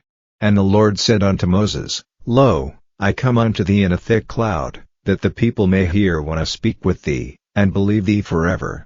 And Moses told the words of the people unto the Lord. And the Lord said unto Moses, Go unto the people, and sanctify them today and tomorrow, and let them wash their clothes, and be ready against the 3rd day, for the 3rd day the Lord will come down in the sight of all the people upon Mount Sinai, and thou shalt set bounds unto the people round about, saying, Take heed to yourselves, that ye go not up into the mount, or touch the border of it. Whosoever toucheth the mount shall be surely put to death, there shall not an hand touch it, but he shall surely be stoned, or shot through, whether it be beast or man, it shall not live. When the trumpet soundeth long, they shall come up to the mount. And Moses went down from the mount unto the people, and sanctified the people, and they washed their clothes. And he said unto the people, Be ready against the 3rd day, come not at your wives. And it came to pass on the 3rd day in the morning, that there were thunders and lightnings, and a thick cloud upon the mount, and the voice of the trumpet exceeding loud, so that all the people that was in the camp trembled. And Moses brought forth the people out of the camp to meet with God, and they stood at the nether part of the mount. And Mount Sinai was altogether on a smoke, because the Lord descended upon it in fire, and the smoke thereof ascended as the smoke of a furnace, and the whole mount quaked greatly. And when the voice of the trumpet sounded long, and waxed louder and louder, Moses spake, and God answered him by a voice. And the Lord came down upon Mount Sinai, on the top of the mount, and the Lord called Moses up to the top of the mount, and Moses went up. And the Lord said unto Moses, Go down, charge the people, lest they break through unto the Lord to gaze, and many of them perish. And let the priests also, which come near to the Lord, sanctify themselves, lest the Lord break forth upon them. And Moses said unto the Lord, The people cannot come up to Mount Sinai, for thou chargedst us, saying, Set bounds about the mount, and sanctify it. And the Lord said unto him, Away, get thee down, and thou shalt come up, thou, and Aaron with thee, but let not the priests and the people break through to come up unto the Lord, lest he break forth upon them. So Moses went down unto the people, and spake unto them. Chapter 20. And God spake all these words, saying, I am the Lord thy God, which have brought thee out of the land of Egypt, out of the house of bondage. Thou shalt have no other gods before me. Thou shalt not make unto thee any graven image, or any likeness of anything that is in heaven above, or that is in the earth beneath, or that is in the water under the earth. Thou shalt not bow down thyself to them, nor serve them, for I the Lord thy God am a jealous God, visiting the iniquity of the fathers upon the children unto the 3rd and 4th generation of them that hate me, and showing mercy unto thousands of them that love me, and keep my commandments. Thou shalt not take the name of the Lord thy God in vain, for the Lord will not hold him guiltless that taketh his name in vain. Remember the Sabbath day, to keep it holy. 6 days shalt thou labor, and do all thy work, but the 7th day is the Sabbath of the Lord thy God. In it thou shalt not do any work, thou, nor thy son, nor thy daughter, thy manservant, nor thy maidservant, nor thy cattle, nor thy stranger that is within thy gates, for in 6 days the Lord made heaven and earth, the sea, and all that in them is, and rested the 7th day, wherefore the Lord blessed the Sabbath day, and hallowed it. Honor thy father and thy mother, that thy days may be long upon the land which the Lord thy God giveth thee. Thou shalt not kill. Thou shalt not commit adultery. Thou shalt not steal. Thou shalt not bear false witness against thy neighbor. Thou shalt not covet thy neighbor's house. Thou shalt not covet thy neighbor's wife, nor his manservant, nor his maidservant, nor his ox, nor his ass, nor anything that is thy neighbor's. And all the people saw the thunderings, and the lightnings, and the noise of the trumpet, and the mountain smoking. And when the people saw it, they removed, and stood afar off. And they said unto Moses, Speak thou with us, and we will hear, but let not God speak with us, lest we die. And Moses said unto the people, Fear not, for God is come to prove you, and that his fear may be before your faces, that ye sin not. And the people stood afar off, and Moses drew near unto the thick darkness where God was. And the Lord said unto Moses, Thus thou shalt say unto the children of Israel, Ye have seen that I have talked with you from heaven. Ye shall not make with me gods of silver, neither shall ye make unto you gods of gold. An altar of earth thou shalt make unto me, and shalt sacrifice thereon thy burnt offerings, and thy peace offerings, thy sheep, and thine oxen. In all places where I record my name I will come unto thee, and I will bless thee. And if thou wilt make me an altar of stone, thou shalt not build it of hewn stone, for if thou lift up thy tool upon it, thou hast polluted it. Neither shalt thou go up by steps unto mine altar, that thy nakedness be not discovered thereon. Chapter 21. Now these are the judgments which thou shalt set before them. If thou buy an Hebrew servant, 6 years he shall serve, and in the 7th he shall go out free for nothing. If he came in by himself, he shall go out by himself. If he were married, then his wife shall go out with him. If his master have given him a wife, and she have borne him sons or daughters, the wife and her children shall be her master's, and he shall go out by himself. And if the servant shall plainly say, I love my master, my wife, and my children, I will not go out free, then his master shall bring him unto the judges. He shall also bring him to the door, or unto the doorpost, and his master shall bore his ear through with an awl, and he shall serve him forever. And if a man sell his daughter to be a maidservant, she shall not go out as the menservants do. If she please not her master, who hath betrothed her to himself, then shall he let her be redeemed. To sell her unto a strange nation he shall have no power, seeing he hath dealt deceitfully with her. And if he have betrothed her unto a son, he shall deal with her after the manner of daughters. If he take him another wife, her food, her raiment, and her duty of marriage, shall he not diminish? And if he do not these 3 unto her, then shall she go out free without money. He that smiteth a man, so that he die, shall be surely put to death. And if a man lie not in wait, but God deliver him into his hand, then I will appoint thee a place whither he shall flee. But if a man come presumptuously upon his neighbor, to slay him with guile, thou shalt take him from mine altar, that he may die. And he that smiteth his father, or his mother, shall be surely put to death. And he that stealeth a man, and selleth him, or if he be found in his hand, he shall surely be put to death. And he that curseth his father, or his mother, shall surely be put to death. And if men strive together, and one smite another with a stone, or with his fist, and he die not, but keepeth his bed, if he rise again, and walk abroad upon his staff, then shall he that smote him be quit. Only he shall pay for the loss of his time, and shall cause him to be thoroughly healed. And if a man smite his servant, or his maid, with a rod, and he die under his hand, he shall be surely punished. Notwithstanding, if he continue a day or 2, he shall not be punished, for he is his money. If men strive, and hurt a woman with child, so that her fruit depart from her, and yet no mischief follow, he shall be surely punished, according as the woman's husband will lay upon him, and he shall pay as the judges determine. And if any mischief follow, then thou shalt give life for life, eye for eye, tooth for tooth, hand for hand, foot for foot, burning for burning, wound for wound, stripe for stripe. And if a man smite the eye of his servant, or the eye of his maid, that it perish, he shall let him go free for his eye's sake. And if he smite out his manservant's tooth, or his maidservant's tooth, he shall let him go free for his tooth's sake. If an ox gore a man or a woman, that they die, then the ox shall be surely stoned, and his flesh shall not be eaten, but the owner of the ox shall be quit.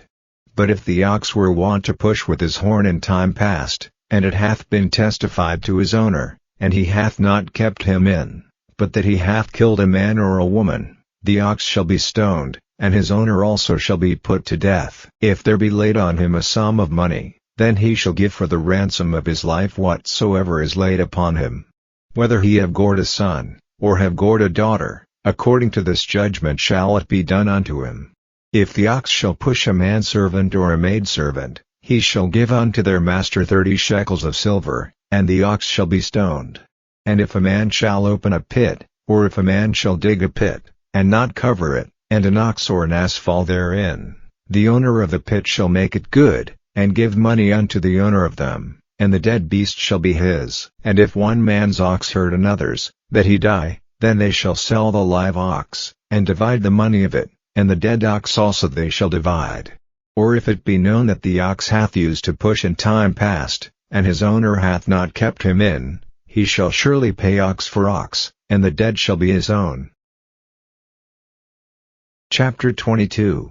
If a man shall steal an ox, or a sheep, and kill it, or sell it, he shall restore 5 oxen for an ox, and 4 sheep for a sheep. If a thief be found breaking up, and be smitten that he die, there shall no blood be shed for him.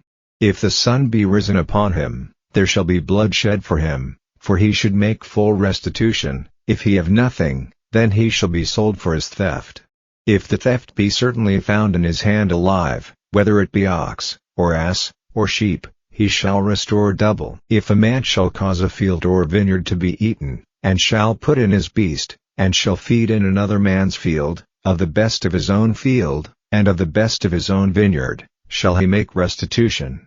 If fire break out, and catch in thorns, so that the stacks of corn, or the standing corn, or the field, be consumed therewith, he that kindled the fire shall surely make restitution. If a man shall deliver unto his neighbor money or stuff to keep, and it be stolen out of the man's house, if the thief be found, let him pay double. If the thief be not found, then the master of the house shall be brought unto the judges, to see whether he have put his hand unto his neighbor's goods. For all manner of trespass, whether it be for ox, for ass, for sheep, for raiment, or for any manner of lost thing, which another challengeth to be his, the cause of both parties shall come before the judges, and whom the judges shall condemn, he shall pay double unto his neighbor.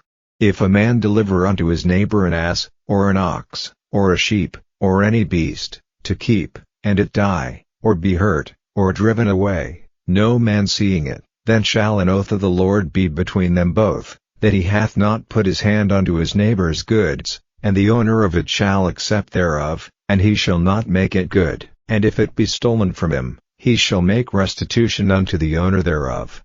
If it be torn in pieces, then let him bring it for witness, and he shall not make good that which was torn. And if a man borrow aught of his neighbor, and it be hurt, or die, the owner thereof being not with it, he shall surely make it good. But if the owner thereof be with it, he shall not make it good. If it be an hired thing, it came for his hire. And if a man entice a maid that is not betrothed, and lie with her, he shall surely endow her to be his wife. If her father utterly refuse to give her unto him, he shall pay money according to the dowry of virgins. Thou shalt not suffer a witch to live. Whosoever lieth with a beast shall surely be put to death. He that sacrificeth unto any god, save unto the Lord only, he shall be utterly destroyed. Thou shalt neither vex a stranger, nor oppress him, for ye were strangers in the land of Egypt. Ye shall not afflict any widow, or fatherless child. If thou afflict them in any wise, and they cry at all unto me, I will surely hear their cry, and my wrath shall wax hot, and I will kill you with the sword, and your wives shall be widows, and your children fatherless. If thou lend money to any of my people that is poor by thee, Thou shalt not be to him as an usurer, neither shalt thou lay upon him usury. If thou at all take thy neighbor's raiment to pledge, thou shalt deliver it unto him by that the sun goeth down, for that is his covering only, it is his raiment for his skin, wherein shall he sleep. And it shall come to pass, when he crieth unto me, that I will hear, for I am gracious. Thou shalt not revile the gods, nor curse the ruler of thy people. Thou shalt not delay to offer the first of thy ripe fruits, and of thy liquors, the firstborn of thy sons shalt thou give unto me. Likewise shalt thou do with thine oxen, and with thy sheep, 7 days it shall be with his dam, on the 8th day thou shalt give it me. And ye shall be holy men unto me, neither shall ye eat any flesh that is torn of beasts in the field, ye shall cast it to the dogs. Chapter 23. Thou shalt not raise a false report, put not thine hand with the wicked to be an unrighteous witness. Thou shalt not follow a multitude to do evil, neither shalt thou speak in a cause to decline after many to wrest judgment, neither shalt thou countenance a poor man in his cause. If thou meet thine enemy's ox or his ass going astray, thou shalt surely bring it back to him again. If thou see the ass of him that hateth thee lying under his burden, and wouldest forbear to help him, thou shalt surely help with him. Thou shalt not wrest the judgment of thy poor in his cause. Keep thee far from a false matter, and the innocent and righteous slay thou not, for I will not justify the wicked. And thou shalt take no gift, for the gift blindeth the wise, and perverteth the words of the righteous. Also thou shalt not oppress a stranger, for ye know the heart of a stranger, seeing ye were strangers in the land of Egypt. And 6 years thou shalt sow thy land, and shalt gather in the fruits thereof, but the 7th year thou shalt let it rest and lie still, that the poor of thy people may eat, and what they leave the beasts of the field shall eat. In like manner thou shalt deal with thy vineyard, and with thy oliveyard. 6 days thou shalt do thy work, and on the 7th day thou shalt rest, that thine ox and thine ass may rest, and the son of thy handmaid, and the stranger, may be refreshed. And in all things that I have said unto you be circumspect, and make no mention of the name of other gods, neither let it be heard out of thy mouth. 3 times thou shalt keep a feast unto me in the year. Thou shalt keep the feast of unleavened bread, thou shalt eat unleavened bread 7 days, as I commanded thee, in the time appointed of the month Abib, for in it thou camest out from Egypt, and none shall appear before me empty. And the feast of harvest, the firstfruits of thy labors, which thou hast sown in the field, and the feast of ingathering, which is in the end of the year, when thou hast gathered in thy labors out of the field. 3 times in the year all thy males shall appear before the Lord God. Thou shalt not offer the blood of my sacrifice with leavened bread, neither shall the fat of my sacrifice remain until the morning. The first of the firstfruits of thy land thou shalt bring into the house of the Lord thy God. Thou shalt not see the kid in his mother's milk. Behold, I send an angel before thee, to keep thee in the way, and to bring thee into the place which I have prepared. Beware of him, and obey his voice, provoke him not, for he will not pardon your transgressions, for my name is in him. But if thou shalt indeed obey his voice, and do all that I speak, then I will be an enemy unto thine enemies, and an adversary unto thine adversaries. For mine angel shall go before thee, and bring thee in unto the Amorites, and the Hittites, and the Perizzites, and the Canaanites, and the Hivites, and the Jebusites, and I will cut them off. Thou shalt not bow down to their gods, nor serve them, nor do after their works, but thou shalt utterly overthrow them, and quite break down their images. And ye shall serve the Lord your God, and he shall bless thy bread, and thy water, and I will take sickness away from the midst of thee. There shall nothing cast their young, nor be barren, in thy land. The number of thy days I will fulfill. I will send my fear before thee, and will destroy all the people to whom thou shalt come, and I will make all thine enemies turn their backs unto thee. And I will send hornets before thee, which shall drive out the Hivite, the Canaanite, and the Hittite, from before thee. I will not drive them out from before thee in 1 year, lest the land become desolate, and the beast of the field multiply against thee. By little and little I will drive them out from before thee, until thou be increased, and inherit the land. And I will set thy bounds from the Red Sea even unto the sea of the Philistines, and from the desert unto the river, For I will deliver the inhabitants of the land into your hand, and thou shalt drive them out before thee. Thou shalt make no covenant with them, nor with their gods. They shall not dwell in thy land, lest they make thee sin against me, for if thou serve their gods, it will surely be a snare unto thee. Chapter 24. And he said unto Moses, Come up unto the Lord, thou, and Aaron, Nadab, and Abihu, and 70 of the elders of Israel, and worship ye afar off. And Moses alone shall come near the Lord, but they shall not come nigh, neither shall the people go up with him. And Moses came and told the people all the words of the Lord, and all the judgments, and all the people answered with one voice, and said, All the words which the Lord hath said will we do. And Moses wrote all the words of the Lord, and rose up early in the morning, and builded an altar under the hill, and 12 pillars, according to the 12 tribes of Israel. And he sent young men of the children of Israel, which offered burnt offerings, and sacrificed peace offerings of oxen unto the Lord. And Moses took half of the blood, and put it in basins, and half of the blood he sprinkled on the altar. And he took the book of the covenant, and read in the audience of the people, and they said, All that the Lord hath said will we do, and be obedient. And Moses took the blood, and sprinkled it on the people, and said, Behold the blood of the covenant, which the Lord hath made with you concerning all these words.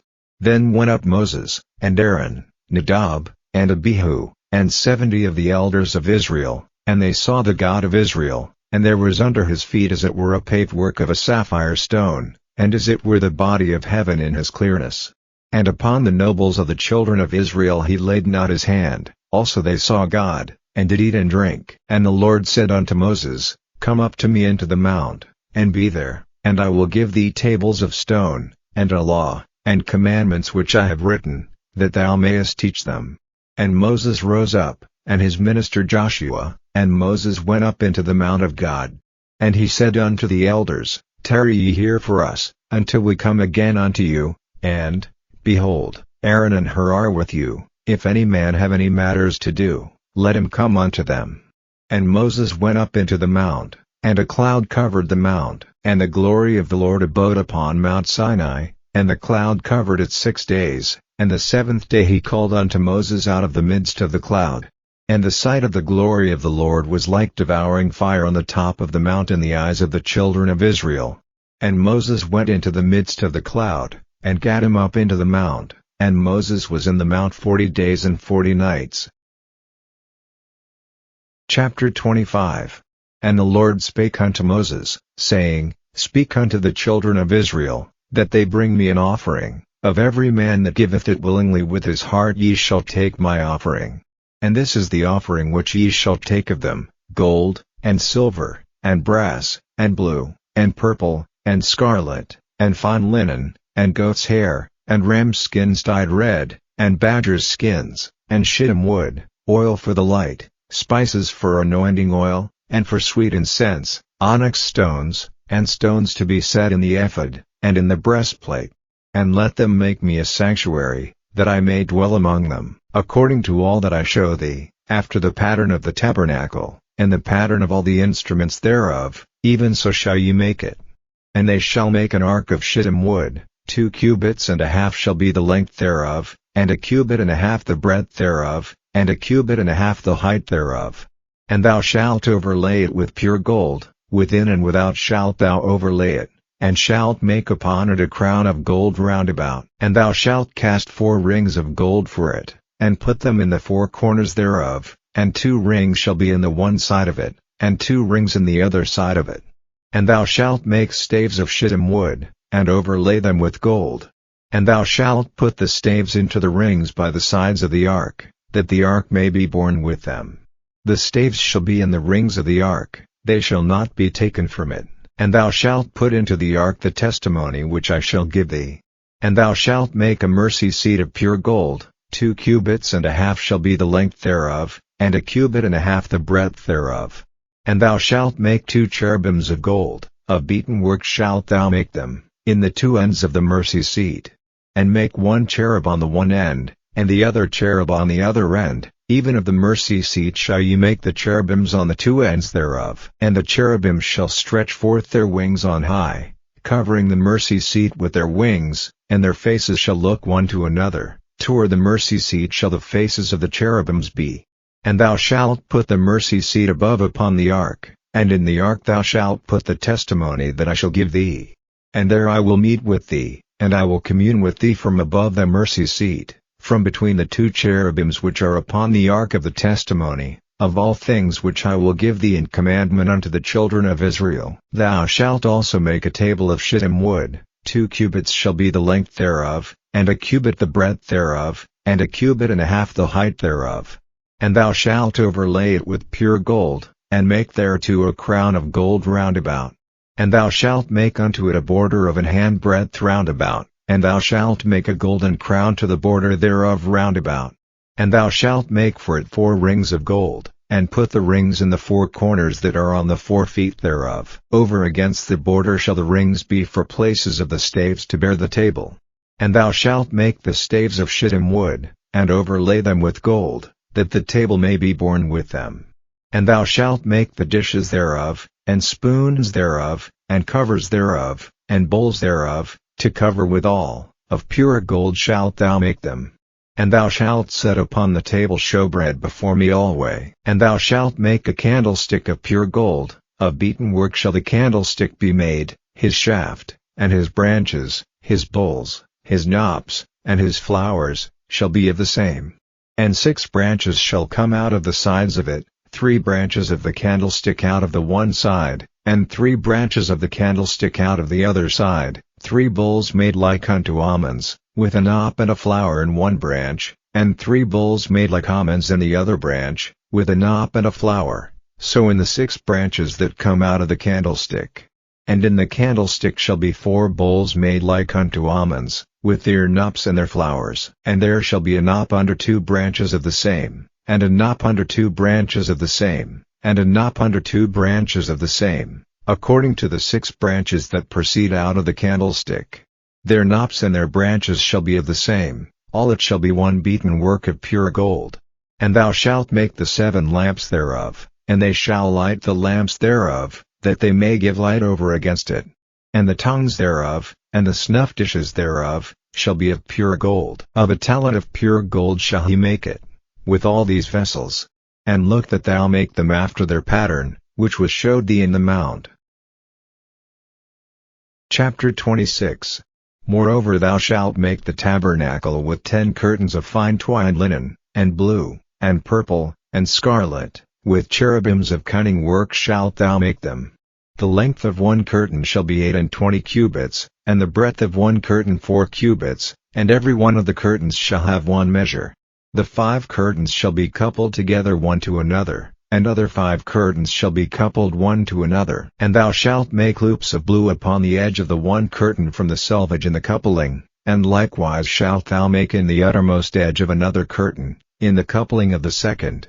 50 loops shalt thou make in the one curtain, and 50 loops shalt thou make in the edge of the curtain that is in the coupling of the second, that the loops may take hold one of another.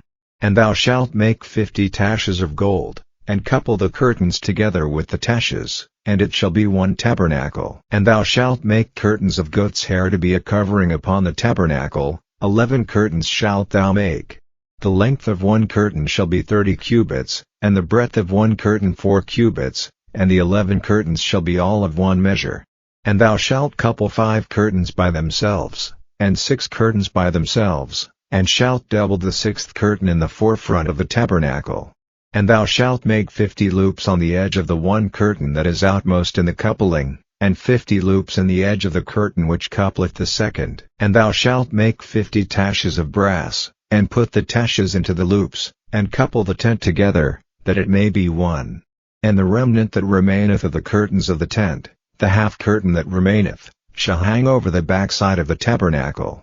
And a cubit on the one side, and a cubit on the other side of that which remaineth in the length of the curtains of the tent, it shall hang over the sides of the tabernacle on this side and on that side, to cover it. And thou shalt make a covering for the tent of ram's skins dyed red, and a covering above of badger skins. And thou shalt make boards for the tabernacle of shittim wood standing up. 10 cubits shall be the length of a board, and 1.5 cubits shall be the breadth of one board. 2 tenons shall there be in one board, set in order one against another. Thus shalt thou make for all the boards of the tabernacle. And thou shalt make the boards for the tabernacle, 20 boards on the south side southward. And thou shalt make 40 sockets of silver under the 20 boards, 2 sockets under one board for his 2 tenons, and 2 sockets under another board for his 2 tenons. And for the second side of the tabernacle on the north side there shall be 20 boards, and there 40 sockets of silver, 2 sockets under one board, and 2 sockets under another board. And for the sides of the tabernacle westward thou shalt make 6 boards. And 2 boards shalt thou make for the corners of the tabernacle in the 2 sides. And they shall be coupled together beneath, and they shall be coupled together above the head of it unto one ring. Thus shall it be for them both, they shall be for the 2 corners. And they shall be 8 boards, and their sockets of silver, 16 sockets, 2 sockets under one board, and 2 sockets under another board.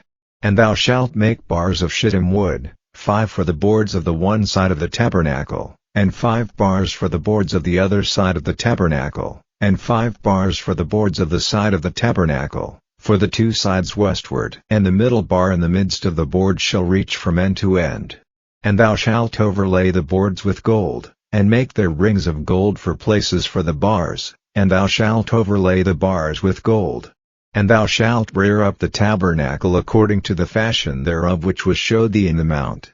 And thou shalt make a veil of blue, and purple, and scarlet, and fine twined linen of cunning work, with cherubim shall it be made, and thou shalt hang it upon 4 pillars of shittim wood overlaid with gold, their hooks shall be of gold, upon the 4 sockets of silver. And thou shalt hang up the veil unto the taches, that thou mayest bring in thither within the veil the ark of the testimony. And the veil shall divide unto you between the holy place and the most holy. And thou shalt put the mercy seat upon the ark of the testimony in the most holy place.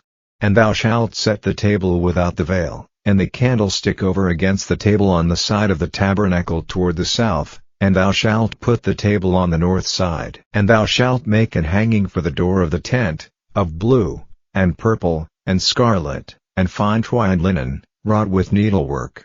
And thou shalt make for the hanging 5 pillars of shittim wood, and overlay them with gold, and their hooks shall be of gold, and thou shalt cast 5 sockets of brass for them.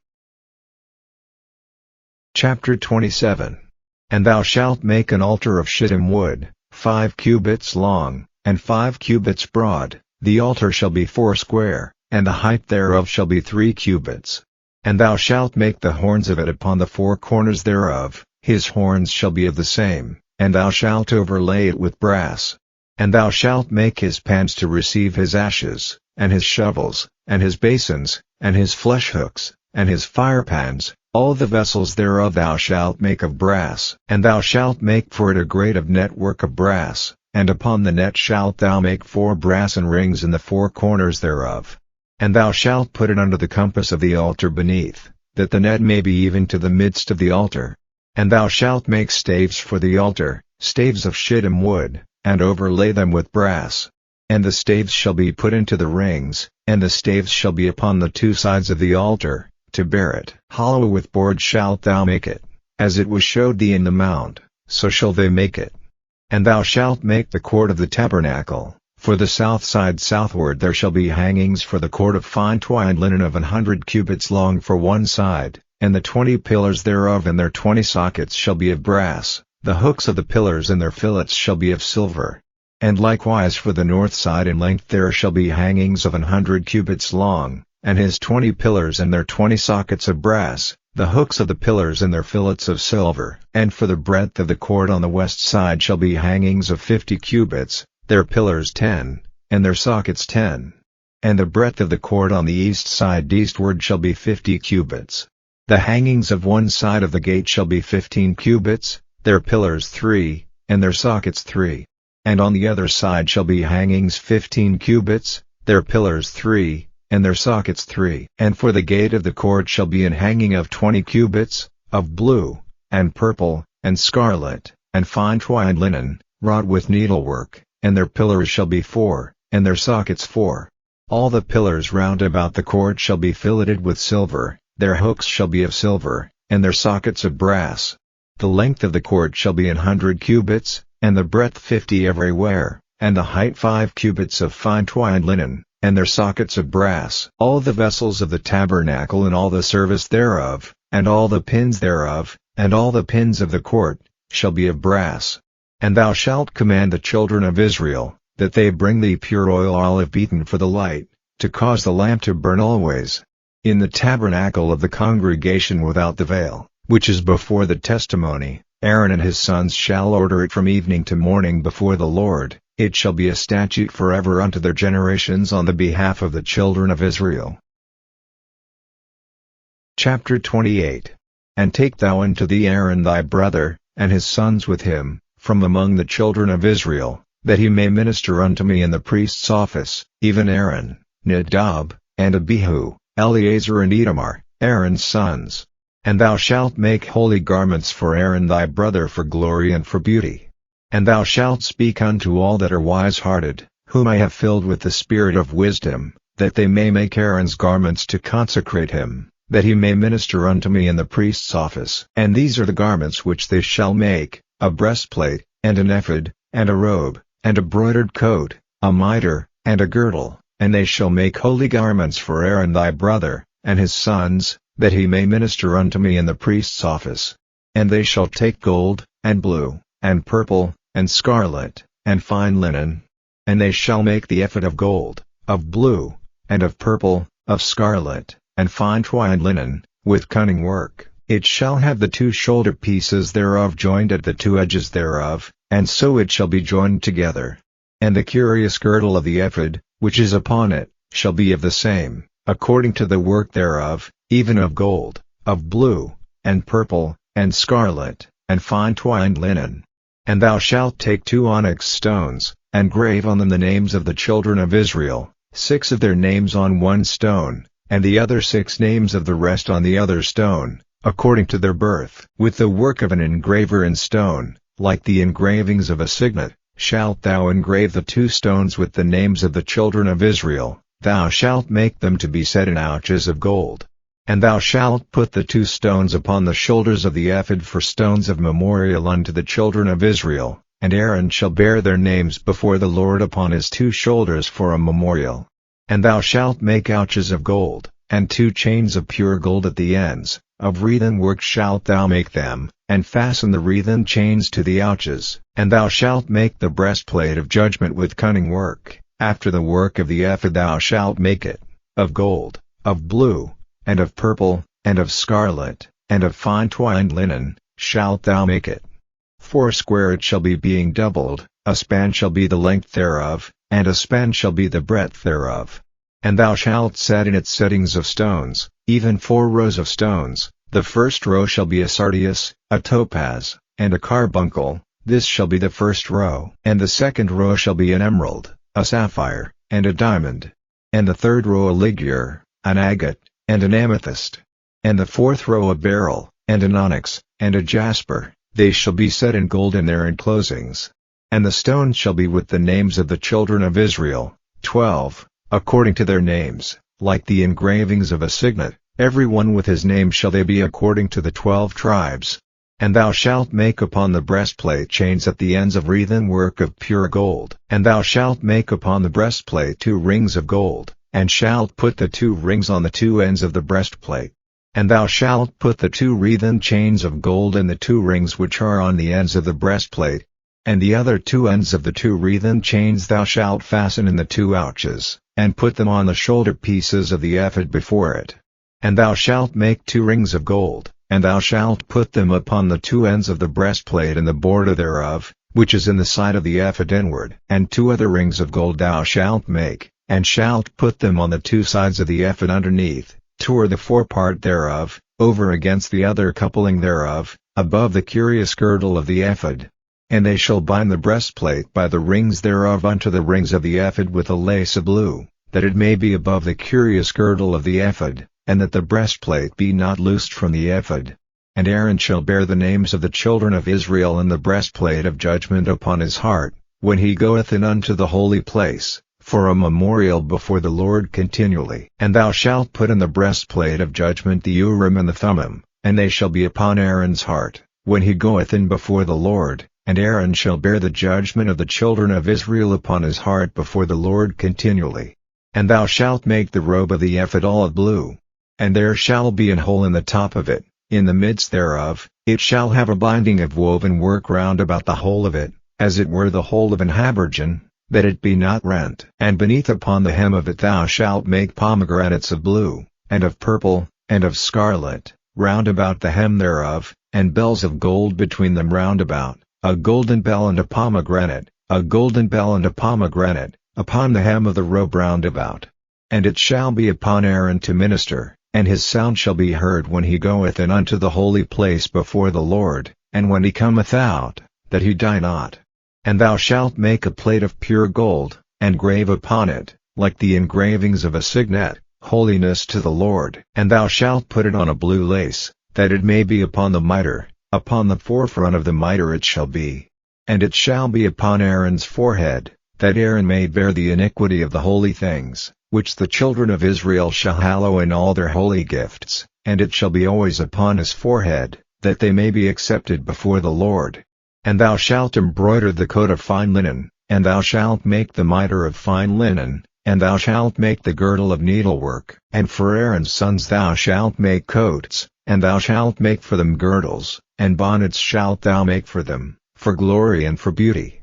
And thou shalt put them upon Aaron thy brother, and his sons with him, and shalt anoint them, and consecrate them, and sanctify them, that they may minister unto me in the priest's office. And thou shalt make them linen breeches to cover their nakedness, from the loins even unto the thighs they shall reach, and they shall be upon Aaron, and upon his sons, when they come in unto the tabernacle of the congregation, or when they come near unto the altar to minister in the holy place, that they bear not iniquity, and die. It shall be a statute forever unto him and his seed after him. Chapter 29.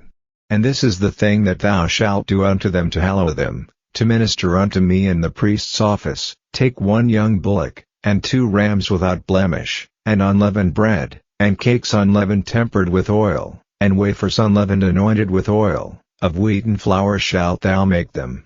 And thou shalt put them into 1 basket, and bring them in the basket, with the bullock and the 2 rams.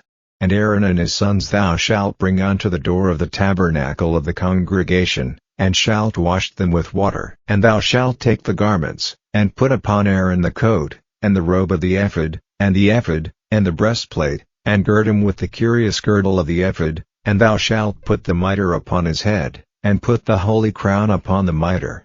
Then shalt thou take the anointing oil, and pour it upon his head, and anoint him. And thou shalt bring his sons, and put coats upon them. And thou shalt gird them with girdles, Aaron and his sons, and put the bonnets on them. And the priest's office shall be theirs for a perpetual statute, and thou shalt consecrate Aaron and his sons. And thou shalt cause a bullock to be brought before the tabernacle of the congregation, and Aaron and his sons shall put their hands upon the head of the bullock. And thou shalt kill the bullock before the Lord, by the door of the tabernacle of the congregation. And thou shalt take of the blood of the bullock, and put it upon the horns of the altar with thy finger, and pour all the blood beside the bottom of the altar. And thou shalt take all the fat that covereth the inwards, and the caul that is above the liver, and the 2 kidneys, and the fat that is upon them, and burn them upon the altar. But the flesh of the bullock, and his skin, and his dung, shalt thou burn with fire without the camp. It is a sin offering. Thou shalt also take 1 ram, and Aaron and his sons shall put their hands upon the head of the ram. And thou shalt slay the ram, and thou shalt take his blood, and sprinkle it round about upon the altar. And thou shalt cut the ram in pieces, and wash the inwards of him, and his legs, and put them unto his pieces, and unto his head. And thou shalt burn the whole ram upon the altar. It is a burnt offering unto the Lord, it is a sweet savor, an offering made by fire unto the Lord. And thou shalt take the other ram, and Aaron and his sons shall put their hands upon the head of the ram. Then shalt thou kill the ram, and take of his blood, and put it upon the tip of the right ear of Aaron, and upon the tip of the right ear of his sons, and upon the thumb of their right hand, and upon the great toe of their right foot, and sprinkle the blood upon the altar round about. And thou shalt take of the blood that is upon the altar, and of the anointing oil, and sprinkle it upon Aaron, and upon his garments, and upon his sons, and upon the garments of his sons with him, and he shall be hallowed, and his garments, and his sons' garments with him. Also thou shalt take of the ram the fat and the rump, and the fat that covereth the inwards, and the caul above the liver, and the 2 kidneys, and the fat that is upon them, and the right shoulder, for it is a ram of consecration, and 1 loaf of bread, and 1 cake of oiled bread, and 1 wafer out of the basket of the unleavened bread that is before the Lord, and thou shalt put all in the hands of Aaron, and in the hands of his sons, and shalt wave them for a wave offering before the Lord. And thou shalt receive them of their hands, and burn them upon the altar for a burnt offering, for a sweet savor before the Lord. It is an offering made by fire unto the Lord. And thou shalt take the breast of the ram of Aaron's consecration, and wave it for a wave offering before the Lord, and it shall be thy part. And thou shalt sanctify the breast of the wave offering, and the shoulder of the heave offering, which is waved, and which is heaved up, of the ram of the consecration, even of that which is for Aaron, and of that which is for his sons, and it shall be Aaron's and his sons by a statute forever from the children of Israel, for it is an heave offering, and it shall be an heave offering from the children of Israel of the sacrifice of their peace offerings, even their heave offering unto the Lord. And the holy garments of Aaron shall be his sons after him, to be anointed therein, and to be consecrated in them. And that son that is priest in his stead shall put them on 7 days, when he cometh into the tabernacle of the congregation to minister in the holy place. And thou shalt take the ram of the consecration, and seethe his flesh in the holy place. And Aaron and his sons shall eat the flesh of the ram, and the bread that is in the basket, by the door of the tabernacle of the congregation. And they shall eat those things wherewith the atonement was made, to consecrate and to sanctify them. But a stranger shall not eat thereof, because they are holy. And if aught of the flesh of the consecrations, or of the bread, remain unto the morning, then thou shalt burn the remainder with fire, it shall not be eaten, because it is holy. And thus shalt thou do unto Aaron, and to his sons, according to all things which I have commanded thee. 7 days shalt thou consecrate them, and thou shalt offer every day a bullock for a sin offering for atonement, and thou shalt cleanse the altar, when thou hast made an atonement for it, and thou shalt anoint it, to sanctify it. 7 days thou shalt make an atonement for the altar, and sanctify it, and it shall be an altar most holy. Whatsoever toucheth the altar shall be holy. Now this is that which thou shalt offer upon the altar, 2 lambs of the first year day by day continually. The 1 lamb thou shalt offer in the morning, and the other lamb thou shalt offer at even. And with the 1 lamb a 10th deal of flour mingled with the 4th part of an hin of beaten oil, and the 4th part of an hin of wine for a drink offering. And the other lamb thou shalt offer at even, and shalt do thereto according to the meat offering of the morning, and according to the drink offering thereof, for a sweet savor, an offering made by fire unto the Lord. This shall be a continual burnt offering throughout your generations at the door of the tabernacle of the congregation before the Lord, where I will meet you, to speak there unto thee. And there I will meet with the children of Israel, and the tabernacle shall be sanctified by my glory. And I will sanctify the tabernacle of the congregation, and the altar. I will sanctify also both Aaron and his sons, to minister to me in the priest's office. And I will dwell among the children of Israel, and will be their God. And they shall know that I am the Lord their God, that brought them forth out of the land of Egypt, that I may dwell among them. I am the Lord their God. Chapter 30. And thou shalt make an altar to burn incense upon, of shittim wood shalt thou make it. A cubit shall be the length thereof, and a cubit the breadth thereof, foursquare shall it be, and 2 cubits shall be the height thereof, the horns thereof shall be of the same. And thou shalt overlay it with pure gold, the top thereof, and the sides thereof round about, and the horns thereof, and thou shalt make unto it a crown of gold round about. And 2 golden rings shalt thou make to it unto the crown of it, by the 2 corners thereof, upon the 2 sides of it shalt thou make it, and they shall be for places for the staves to bear it withal. And thou shalt make the staves of shittim wood, and overlay them with gold. And thou shalt put it before the veil that is by the ark of the testimony, before the mercy seat that is over the testimony, where I will meet with thee. And Aaron shall burn thereon sweet incense every morning, when he dresseth the lamps, he shall burn incense upon it. And when Aaron lighteth the lamps at even, he shall burn incense upon it, a perpetual incense before the Lord throughout your generations. Ye shall offer no strange incense thereon, nor burnt sacrifice, nor meat offering, neither shall ye pour drink offering thereon. And Aaron shall make an atonement upon the horns of it once in a year with the blood of the sin offering of atonements, once in the year shall he make atonement upon it throughout your generations, it is most holy unto the Lord. And the Lord spake unto Moses, saying, When thou takest the sum of the children of Israel after their number, then shall they give every man a ransom for his soul unto the Lord, when thou numberest them, that there be no plague among them, when thou numberest them. This they shall give, every one that passeth among them that are numbered, half a shekel after the shekel of the sanctuary, a shekel is 20 gerahs, and half shekel shall be the offering of the Lord. Every one that passeth among them that are numbered, from 20 years old and above, shall give an offering unto the Lord. The rich shall not give more, and the poor shall not give less than half a shekel, when they give an offering unto the Lord, to make an atonement for your souls. And thou shalt take the atonement money of the children of Israel, and shalt appoint it for the service of the tabernacle of the congregation, that it may be a memorial unto the children of Israel before the Lord, to make an atonement for your souls. And the Lord spake unto Moses, saying, Thou shalt also make a laver of brass, and his foot also of brass, to wash withal, and thou shalt put it between the tabernacle of the congregation and the altar, and thou shalt put water therein. For Aaron and his sons shall wash their hands and their feet thereat, when they go into the tabernacle of the congregation, they shall wash with water, that they die not, or when they come near to the altar to minister, to burn offering made by fire unto the Lord, so they shall wash their hands and their feet, that they die not, and it shall be a statute forever to them, even to him and to his seed throughout their generations.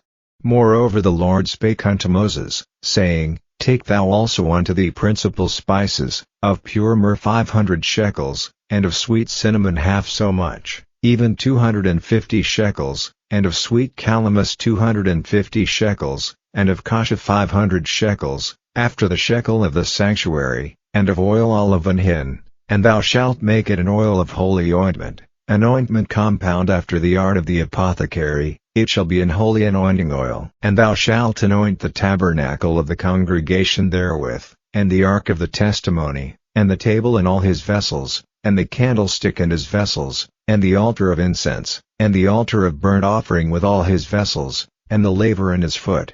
And thou shalt sanctify them, that they may be most holy, whatsoever toucheth them shall be holy. And thou shalt anoint Aaron and his sons, and consecrate them, that they may minister unto me in the priest's office. And thou shalt speak unto the children of Israel, saying, This shall be an holy anointing oil unto me throughout your generations. Upon man's flesh shall it not be poured, neither shall ye make any other like it. After the composition of it, it is holy, and it shall be holy unto you. Whosoever compoundeth any like it, or whosoever putteth any of it upon a stranger, shall even be cut off from his people. And the Lord said unto Moses, Take unto thee sweet spices, stacte, and onycha, and galbanum, these sweet spices with pure frankincense, of each shall there be a like weight, and thou shalt make it a perfume, a confection after the art of the apothecary, tempered together, pure and holy, and thou shalt beat some of it very small, and put of it before the testimony in the tabernacle of the congregation, where I will meet with thee, it shall be unto you most holy. And as for the perfume which thou shalt make, ye shall not make to yourselves according to the composition thereof, it shall be unto thee holy for the Lord. Whosoever shall make like unto that, to smell thereto, shall even be cut off from his people. Chapter 31. And the Lord spake unto Moses, saying, See, I have called by name Bezaleel the son of Uri, the son of Hur, of the tribe of Judah. And I have filled him with the Spirit of God, in wisdom, and in understanding, and in knowledge, and in all manner of workmanship, to devise cunning works, to work in gold, and in silver, and in brass, and in cutting of stones, to set them, and in carving of timber, to work in all manner of workmanship. And I, behold, I have given with him Aholiab, the son of Ahisamach, of the tribe of Dan, and in the hearts of all that are wise-hearted I have put wisdom, that they may make all that I have commanded thee, the tabernacle of the congregation, and the ark of the testimony, and the mercy seat that is thereupon, and all the furniture of the tabernacle, and the table and his furniture, and the pure candlestick with all his furniture, and the altar of incense, and the altar of burnt offering with all his furniture, and the laver in his foot, and the cloths of service, and the holy garments for Aaron the priest, and the garments of his sons, to minister in the priest's office, and the anointing oil, and sweet incense for the holy place, according to all that I have commanded thee shall they do. And the Lord spake unto Moses, saying, Speak thou also unto the children of Israel, saying, Verily my Sabbaths ye shall keep, for it is a sign between me and you throughout your generations, that ye may know that I am the Lord that doth sanctify you. Ye shall keep the Sabbath therefore, for it is holy unto you. Every one that defileth it shall surely be put to death, for whosoever doeth any work therein, that soul shall be cut off from among his people. 6 days may work be done, but in the seventh is the Sabbath of rest, holy to the Lord. Whosoever doeth any work in the Sabbath day, he shall surely be put to death. Wherefore the children of Israel shall keep the Sabbath, to observe the Sabbath throughout their generations, for a perpetual covenant. It is a sign between me and the children of Israel forever, for in 6 days the Lord made heaven and earth, and on the seventh day he rested, and was refreshed. And he gave unto Moses, when he had made an end of communing with him upon Mount Sinai, 2 tables of testimony, tables of stone, written with the finger of God. Chapter 32. And when the people saw that Moses delayed to come down out of the mount, the people gathered themselves together unto Aaron, and said unto him, Up, make us gods, which shall go before us, for as for this Moses, the man that brought us up out of the land of Egypt, we wot not what is become of him. And Aaron said unto them, Break off the golden earrings, which are in the ears of your wives, of your sons, and of your daughters, and bring them unto me. And all the people brake off the golden earrings which were in their ears, and brought them unto Aaron. And he received them at their hand, and fashioned it with a graving tool, after he had made it a molten calf. And they said, These be thy gods, O Israel, which brought thee up out of the land of Egypt. And when Aaron saw it, he built an altar before it, and Aaron made proclamation, and said, Tomorrow is a feast to the Lord.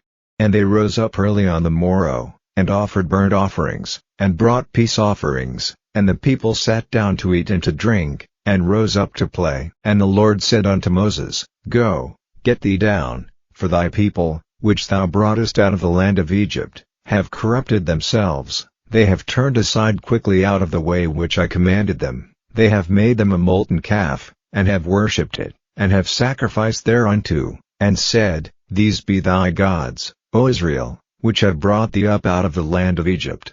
And the Lord said unto Moses, I have seen this people, and, behold, it is a stiff-necked people. Now therefore let me alone, that my wrath may wax hot against them, and that I may consume them, and I will make of thee a great nation. And Moses besought the Lord his God, and said, Lord, why doth thy wrath wax hot against thy people, which thou hast brought forth out of the land of Egypt with great power, and with a mighty hand?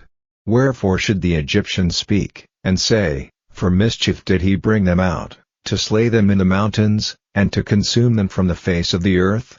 Turn from thy fierce wrath, and repent of this evil against thy people. Remember Abraham, Isaac, and Israel, thy servants, to whom thou sworest by thine own self, and saidst unto them, I will multiply your seed as the stars of heaven, and all this land that I have spoken of will I give unto your seed, and they shall inherit it forever.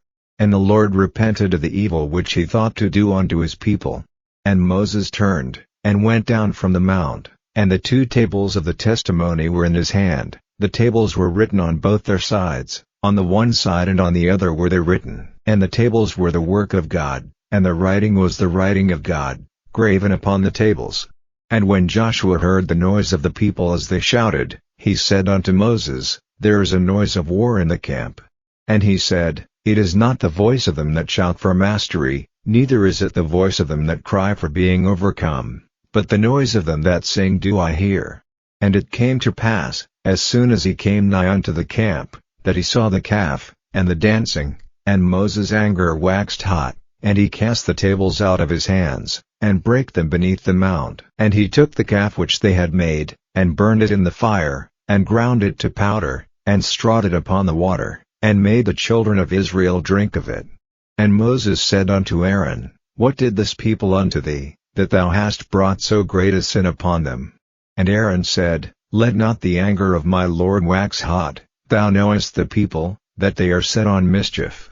For they said unto me, Make us gods, which shall go before us, for as for this Moses, the man that brought us up out of the land of Egypt, we wot not what is become of him. And I said unto them, Whosoever hath any gold, let them break it off. So they gave it me, then I cast it into the fire, and there came out this calf. And when Moses saw that the people were naked, for Aaron had made them naked unto their shame among their enemies, then Moses stood in the gate of the camp, and said, Who is on the Lord's side? Let him come unto me. And all the sons of Levi gathered themselves together unto him. And he said unto them, Thus saith the Lord God of Israel, Put every man his sword by his side, and go in and out from gate to gate throughout the camp, and slay every man his brother, and every man his companion, and every man his neighbor. And the children of Levi did according to the word of Moses, and there fell of the people that day about 3,000 men. For Moses had said, Consecrate yourselves today to the Lord, even every man upon his son, and upon his brother, that he may bestow upon you a blessing this day. And it came to pass on the morrow, that Moses said unto the people, Ye have sinned a great sin, and now I will go up unto the Lord, peradventure I shall make an atonement for your sin. And Moses returned unto the Lord, and said, Oh, this people have sinned a great sin, and have made them gods of gold. Yet now, if thou wilt forgive their sin, and if not, blot me, I pray thee, out of thy book which thou hast written. And the Lord said unto Moses, Whosoever hath sinned against me, him will I blot out of my book. Therefore now go, lead the people unto the place of which I have spoken unto thee. Behold, mine angel shall go before thee, nevertheless in the day when I will visit their sin upon them. And the Lord plagued the people, because they made the calf, which Aaron made. Chapter 33. And the Lord said unto Moses, Depart, and go up hence, thou and the people which thou hast brought up out of the land of Egypt, unto the land which I sware unto Abraham, to Isaac, and to Jacob, saying, Unto thy seed will I give it, and I will send an angel before thee, and I will drive out the Canaanite, the Amorite, and the Hittite, and the Perizzite, the Hivite, and the Jebusite, unto a land flowing with milk and honey, for I will not go up in the midst of thee, for thou art a stiff-necked people, lest I consume thee in the way. And when the people heard these evil tidings, they mourned, and no man did put on him his ornaments. For the Lord had said unto Moses, Say unto the children of Israel, Ye are a stiff-necked people, I will come up into the midst of thee in a moment, and consume thee. Therefore now put off thy ornaments from thee, that I may know what to do unto thee. And the children of Israel stripped themselves of their ornaments by the Mount Horeb. And Moses took the tabernacle, and pitched it without the camp, afar off from the camp, and called it the tabernacle of the congregation. And it came to pass, that every one which sought the Lord went out unto the tabernacle of the congregation, which was without the camp. And it came to pass, when Moses went out unto the tabernacle, that all the people rose up, and stood every man at his tent door, and looked after Moses, until he was gone into the tabernacle. And it came to pass, as Moses entered into the tabernacle, the cloudy pillar descended, and stood at the door of the tabernacle, and the Lord talked with Moses. And all the people saw the cloudy pillar stand at the tabernacle door, and all the people rose up and worshipped, every man in his tent door. And the Lord spake unto Moses face to face, as a man speaketh unto his friend. And he turned again into the camp, but his servant Joshua, the son of Nun, a young man, departed not out of the tabernacle. And Moses said unto the Lord, See, thou sayest unto me, Bring up this people, and thou hast not let me know whom thou wilt send with me. Yet thou hast said, I know thee by name, and thou hast also found grace in my sight. Now therefore, I pray thee, if I have found grace in thy sight, show me now thy way, that I may know thee, that I may find grace in thy sight, and consider that this nation is thy people. And he said, My presence shall go with thee, and I will give thee rest. And he said unto him, If thy presence go not with me, carry us not up hence. For wherein shall it be known here that I and thy people have found grace in thy sight? Is it not in that thou goest with us? So shall we be separated, I and thy people, from all the people that are upon the face of the earth.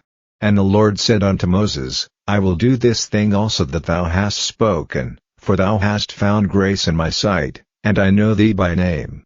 And he said, I beseech thee, show me thy glory. And he said, I will make all my goodness pass before thee, and I will proclaim the name of the Lord before thee, and will be gracious to whom I will be gracious, and will show mercy on whom I will show mercy.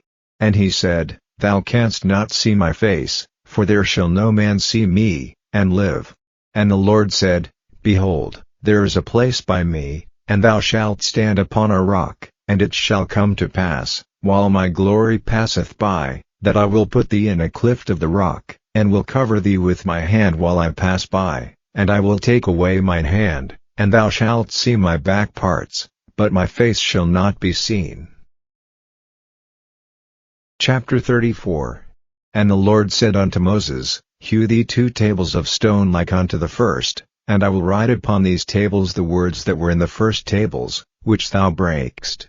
And be ready in the morning, and come up in the morning unto Mount Sinai, and present thyself there to me in the top of the mount.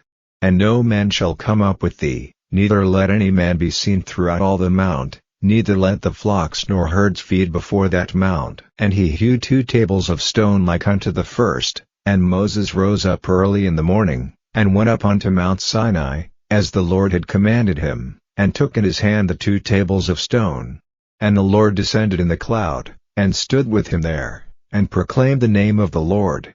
And the Lord passed by before him, and proclaimed, The Lord God, merciful and gracious, long-suffering, and abundant in goodness and truth, keeping mercy for thousands, forgiving iniquity and transgression and sin, and that will by no means clear the guilty, visiting the iniquity of the fathers upon the children, and upon the children's children, unto the 3rd and to the 4th generation. And Moses made haste, and bowed his head toward the earth, and worshipped.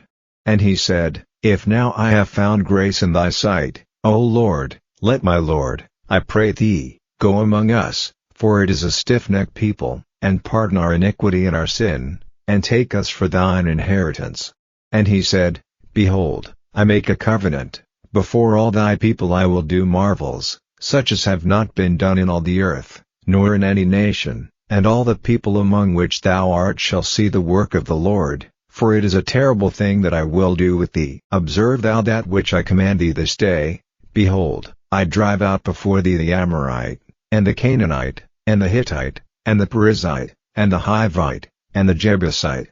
Take heed to thyself, lest thou make a covenant with the inhabitants of the land whither thou goest, lest it be for a snare in the midst of thee. But ye shall destroy their altars, break their images, and cut down their groves, for thou shalt worship no other God, for the Lord, whose name is jealous, is a jealous God, lest thou make a covenant with the inhabitants of the land, and they go a-whoring after their gods, and do sacrifice unto their gods, and one call thee, and thou eat of his sacrifice, and thou take of their daughters unto thy sons, and their daughters go a-whoring after their gods, and make thy sons go a-whoring after their gods. Thou shalt make thee no molten gods. The feast of unleavened bread shalt thou keep. 7 days thou shalt eat unleavened bread, as I commanded thee, in the time of the month Abib, for in the month Abib thou camest out from Egypt. All that openeth the matrix is mine, and every firstling among thy cattle, whether ox or sheep, that is male. But the firstling of an ass thou shalt redeem with a lamb, and if thou redeem him not, then shalt thou break his neck. All the firstborn of thy sons thou shalt redeem. And none shall appear before me empty. 6 days thou shalt work, but on the 7th day thou shalt rest, in earing time and in harvest thou shalt rest. And thou shalt observe the feast of weeks, of the firstfruits of wheat harvest, and the feast of ingathering at the year's end. Thrice in the year shall all your men children appear before the Lord God, the God of Israel. For I will cast out the nations before thee, and enlarge thy borders, neither shall any man desire thy land, when thou shalt go up to appear before the Lord thy God thrice in the year. Thou shalt not offer the blood of my sacrifice with leaven, neither shall the sacrifice of the feast of the Passover be left unto the morning. The first of the firstfruits of thy land thou shalt bring unto the house of the Lord thy God. Thou shalt not see the kid in his mother's milk. And the Lord said unto Moses, Write thou these words, for after the tenor of these words I have made a covenant with thee and with Israel. And he was there with the Lord 40 days and 40 nights, he did neither eat bread, nor drink water. And he wrote upon the tables the words of the covenant, the 10 commandments. And it came to pass, when Moses came down from Mount Sinai with the 2 tables of testimony in Moses' hand, when he came down from the mount, that Moses wist not that the skin of his face shone while he talked with him. And when Aaron and all the children of Israel saw Moses, behold, the skin of his face shone, and they were afraid to come nigh him. And Moses called unto them, and Aaron and all the rulers of the congregation returned unto him, and Moses talked with them. And afterward all the children of Israel came nigh, and he gave them in commandment all that the Lord had spoken with him in Mount Sinai. Until Moses had done speaking with them, he put a veil on his face. But when Moses went in before the Lord to speak with him, he took the veil off, until he came out. And he came out, and spake unto the children of Israel that which he was commanded.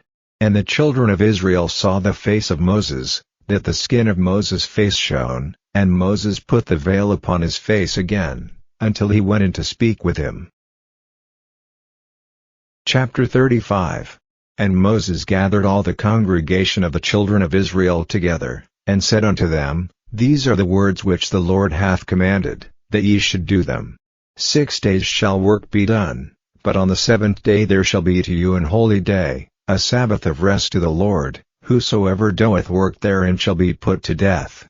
Ye shall kindle no fire throughout your habitations upon the Sabbath day. And Moses spake unto all the congregation of the children of Israel, saying, This is the thing which the Lord commanded, saying, Take ye from among you an offering unto the Lord, whosoever is of a willing heart, let him bring it, an offering of the Lord, gold, and silver, and brass, and blue, and purple, and scarlet, and fine linen, and goat's hair, and ram's skins dyed red, and badger's skins, and shittim wood, and oil for the light, and spices for anointing oil, and for the sweet incense, and onyx stones, and stones to be set for the ephod, and for the breastplate. And every wise-hearted among you shall come, and make all that the Lord hath commanded, the tabernacle, his tent, and his covering, his taches, and his boards, his bars, his pillars, and his sockets, the ark, and the staves thereof, with the mercy seat,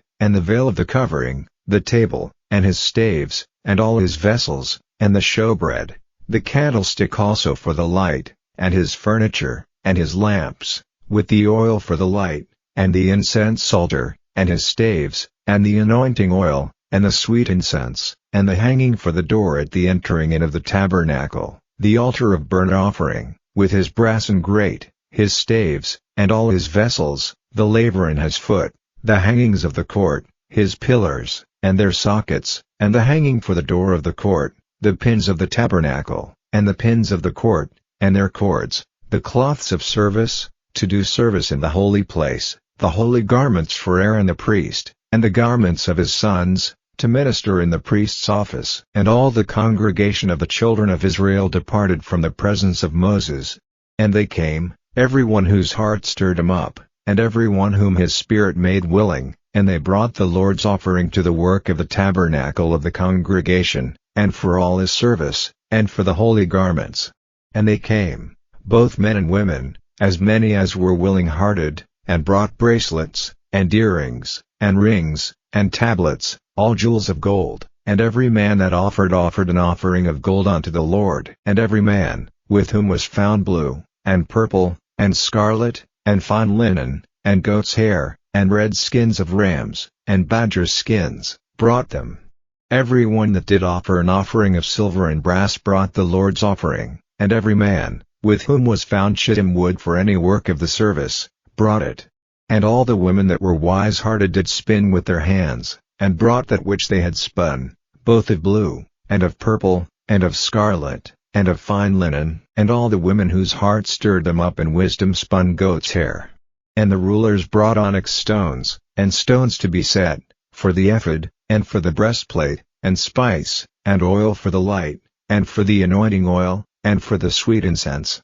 The children of Israel brought a willing offering unto the Lord, every man and woman, whose heart made them willing to bring for all manner of work, which the Lord had commanded to be made by the hand of Moses. And Moses said unto the children of Israel, See, the Lord hath called by name Bezaleel the son of Uri, the son of Hur, of the tribe of Judah, and he hath filled him with the Spirit of God, in wisdom, in understanding, and in knowledge, and in all manner of workmanship, and to devise curious works, to work in gold, and in silver, and in brass, and in the cutting of stones, to set them, and in carving of wood, to make any manner of cunning work.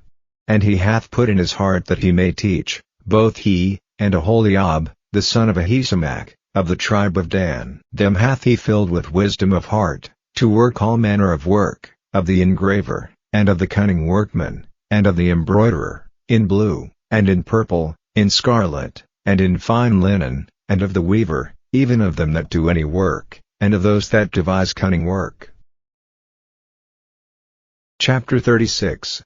Then wrought Bezaleel and Aholiab, and every wise-hearted man, in whom the Lord put wisdom and understanding to know how to work all manner of work for the service of the sanctuary, according to all that the Lord had commanded.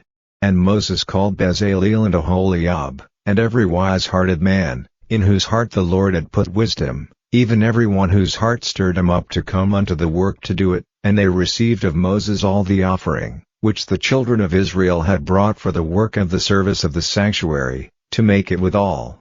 And they brought yet unto him free offerings every morning. And all the wise men, that wrought all the work of the sanctuary, came every man from his work which they made, and they spake unto Moses, saying, The people bring much more than enough for the service of the work, which the Lord commanded to make.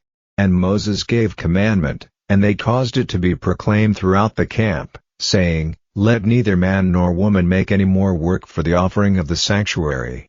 So the people were restrained from bringing, for the stuff they had was sufficient for all the work to make it, and too much. And every wise-hearted man among them that wrought the work of the tabernacle made 10 curtains of fine twined linen, and blue, and purple, and scarlet, with cherubims of cunning work made he them. The length of one curtain was 28 cubits, and the breadth of one curtain 4 cubits, the curtains were all of one size. And he coupled the 5 curtains one unto another, and the other 5 curtains he coupled one unto another. And he made loops of blue on the edge of one curtain from the selvage in the coupling, likewise he made in the uttermost side of another curtain, in the coupling of the second. 50 loops made he in one curtain, and 50 loops made he in the edge of the curtain which was in the coupling of the second. The loops held one curtain to another.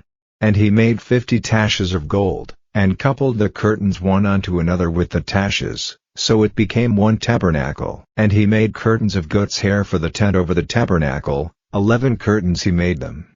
The length of one curtain was 30 cubits, and 4 cubits was the breadth of one curtain, the 11 curtains were of one size. And he coupled 5 curtains by themselves, and 6 curtains by themselves. And he made 50 loops upon the uttermost edge of the curtain in the coupling, and 50 loops made he upon the edge of the curtain which coupleth the second. And he made 50 taches of brass to couple the tent together, that it might be one. And he made a covering for the tent of ram's skins dyed red, and a covering of badger's skins above that. And he made boards for the tabernacle of shittim wood, standing up. The length of a board was 10 cubits, and the breadth of a board 1 cubit and a half. One board had 2 tenons, equally distant one from another. Thus did he make for all the boards of the tabernacle. And he made boards for the tabernacle, 20 boards for the south side southward, and 40 sockets of silver he made under the 20 boards, 2 sockets under one board for his 2 tenons, and 2 sockets under another board for his 2 tenons. And for the other side of the tabernacle, which is toward the north corner, he made 20 boards, and their 40 sockets of silver, 2 sockets under one board, and 2 sockets under another board. And for the sides of the tabernacle westward he made 6 boards. And 2 boards made he for the corners of the tabernacle in the 2 sides. And they were coupled beneath, and coupled together at the head thereof, to one ring, thus he did to both of them in both the corners. And there were 8 boards, and their sockets were 16 sockets of silver, under every board 2 sockets. And he made bars of shittim wood, 5 for the boards of the one side of the tabernacle, and 5 bars for the boards of the other side of the tabernacle, and 5 bars for the boards of the tabernacle for the sides westward. And he made the middle bar to shoot through the boards from the one end to the other. And he overlaid the boards with gold, and made their rings of gold to be places for the bars, and overlaid the bars with gold. And he made a veil of blue, and purple, and scarlet, and fine twined linen, with cherubims made he it of cunning work. And he made thereunto 4 pillars of shittim wood, and overlaid them with gold, their hooks were of gold, and he cast for them 4 sockets of silver. And he made an hanging for the tabernacle door of blue, and purple, and scarlet, and fine twined linen, of needlework, and the 5 pillars of it with their hooks, and he overlaid their chapiters and their fillets with gold, but their 5 sockets were of brass. Chapter 37. And Bezaleel made the ark of shittim wood, 2 cubits and a half was the length of it, and a cubit and a half the breadth of it, and a cubit and a half the height of it, and he overlaid it with pure gold within and without, and made a crown of gold to it round about. And he cast for it 4 rings of gold, to be set by the 4 corners of it, even 2 rings upon the one side of it, and 2 rings upon the other side of it. And he made staves of shittim wood, and overlaid them with gold. And he put the staves into the rings by the sides of the ark, to bear the ark. And he made the mercy seat of pure gold, 2 cubits and a half was the length thereof, and 1 cubit and a half the breadth thereof. And he made 2 cherubims of gold, beaten out of one piece made he them, on the 2 ends of the mercy seat, 1 cherub on the end on this side, and another cherub on the other end on that side. Out of the mercy seat made he the cherubims on the 2 ends thereof. And the cherubims spread out their wings on high, and covered with their wings over the mercy seat, with their faces one to another, even to the mercy seat ward were the faces of the cherubims. And he made the table of shittim wood, 2 cubits was the length thereof, and a cubit the breadth thereof, and a cubit and a half the height thereof, and he overlaid it with pure gold, and made thereunto a crown of gold round about. Also he made thereunto a border of an handbreadth round about, and made a crown of gold for the border thereof round about. And he cast for it 4 rings of gold, and put the rings upon the 4 corners that were in the 4 feet thereof. Over against the border were the rings, the places for the staves to bear the table. And he made the staves of shittim wood, and overlaid them with gold, to bear the table. And he made the vessels which were upon the table, his dishes, and his spoons, and his bowls, and his covers to cover withal, of pure gold. And he made the candlestick of pure gold, of beaten work made he the candlestick, his shaft, and his branch, his bowls, his knops, and his flowers, were of the same, and 6 branches going out of the sides thereof, 3 branches of the candlestick out of the one side thereof, and 3 branches of the candlestick out of the other side thereof, 3 bowls made after the fashion of almonds in one branch, a knop and a flower, and 3 bowls made like almonds in another branch, a knop and a flower, so throughout the 6 branches going out of the candlestick. And in the candlestick were 4 bowls made like almonds, his knops, and his flowers, and a knop under 2 branches of the same, and a knop under 2 branches of the same, and a knop under 2 branches of the same, according to the 6 branches going out of it. Their knops and their branches were of the same. All of it was one beaten work of pure gold. And he made his 7 lamps, and his snuffers, and his snuff dishes, of pure gold. Of a talent of pure gold made he it, and all the vessels thereof. And he made the incense altar of shittim wood, the length of it was a cubit, and the breadth of it a cubit, it was 4 square, and 2 cubits was the height of it, the horns thereof were of the same. And he overlaid it with pure gold, both the top of it, and the sides thereof round about, and the horns of it, also he made unto it a crown of gold round about. And he made 2 rings of gold for it under the crown thereof, by the 2 corners of it, upon the 2 sides thereof, to be places for the staves to bear it withal. And he made the staves of shittim wood, and overlaid them with gold. And he made the holy anointing oil, and the pure incense of sweet spices, according to the work of the apothecary. Chapter 38. And he made the altar of burnt offering of shittim wood. 5 cubits was the length thereof, and 5 cubits the breadth thereof, it was 4 square, and 3 cubits the height thereof. And he made the horns thereof on the 4 corners of it, the horns thereof were of the same, and he overlaid it with brass. And he made all the vessels of the altar, the pots, and the shovels, and the basins, and the flesh hooks, and the firepans, all the vessels thereof made he of brass. And he made for the altar a brass and grate of network under the compass thereof beneath unto the midst of it. And he cast 4 rings for the 4 ends of the grate of brass, to be places for the staves. And he made the staves of shittim wood, and overlaid them with brass. And he put the staves into the rings on the sides of the altar, to bear it withal. He made the altar hollow with boards. And he made the laver of brass, and the foot of it of brass, of the looking glasses of the women assembling, which assembled at the door of the tabernacle of the congregation. And he made the court, on the south side southward. The hangings of the court were of fine twined linen, 100 cubits, their pillars were 20, and their brass and sockets 20, the hooks of the pillars and their fillets were of silver.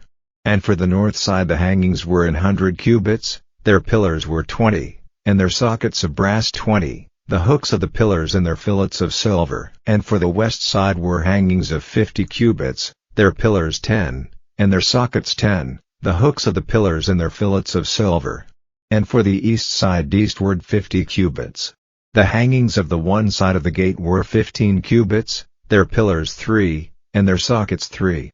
And for the other side of the court gate, on this hand and that hand, were hangings of 15 cubits, their pillars 3, and their sockets 3. All the hangings of the court round about were of fine twined linen.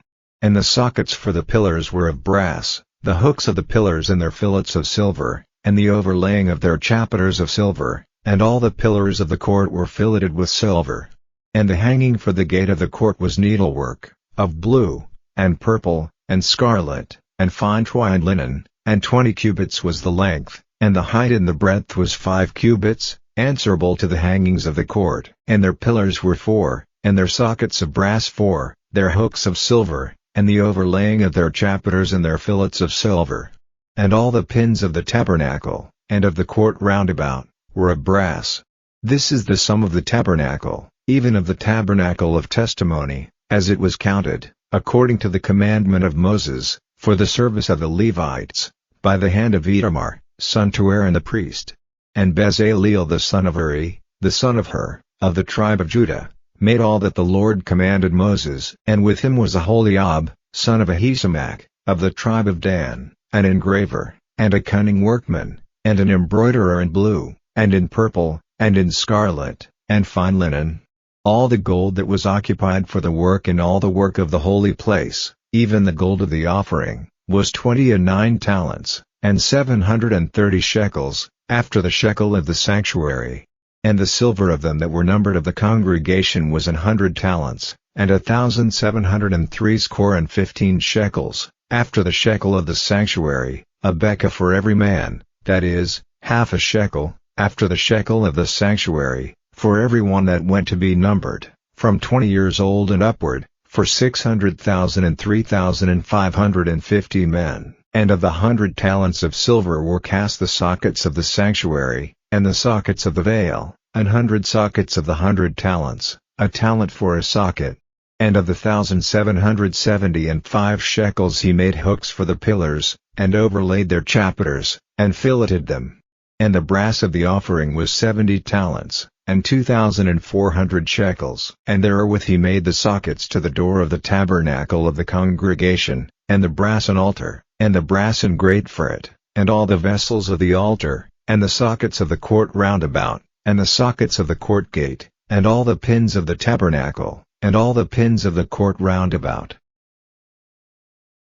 Chapter 39. And of the blue, and purple, and scarlet, they made cloths of service, to do service in the holy place, and made the holy garments for Aaron, as the Lord commanded Moses. And he made the ephod of gold, blue, and purple, and scarlet, and fine twined linen. And they did beat the gold into thin plates, and cut it into wires, to work it in the blue, and in the purple, and in the scarlet, and in the fine linen, with cunning work.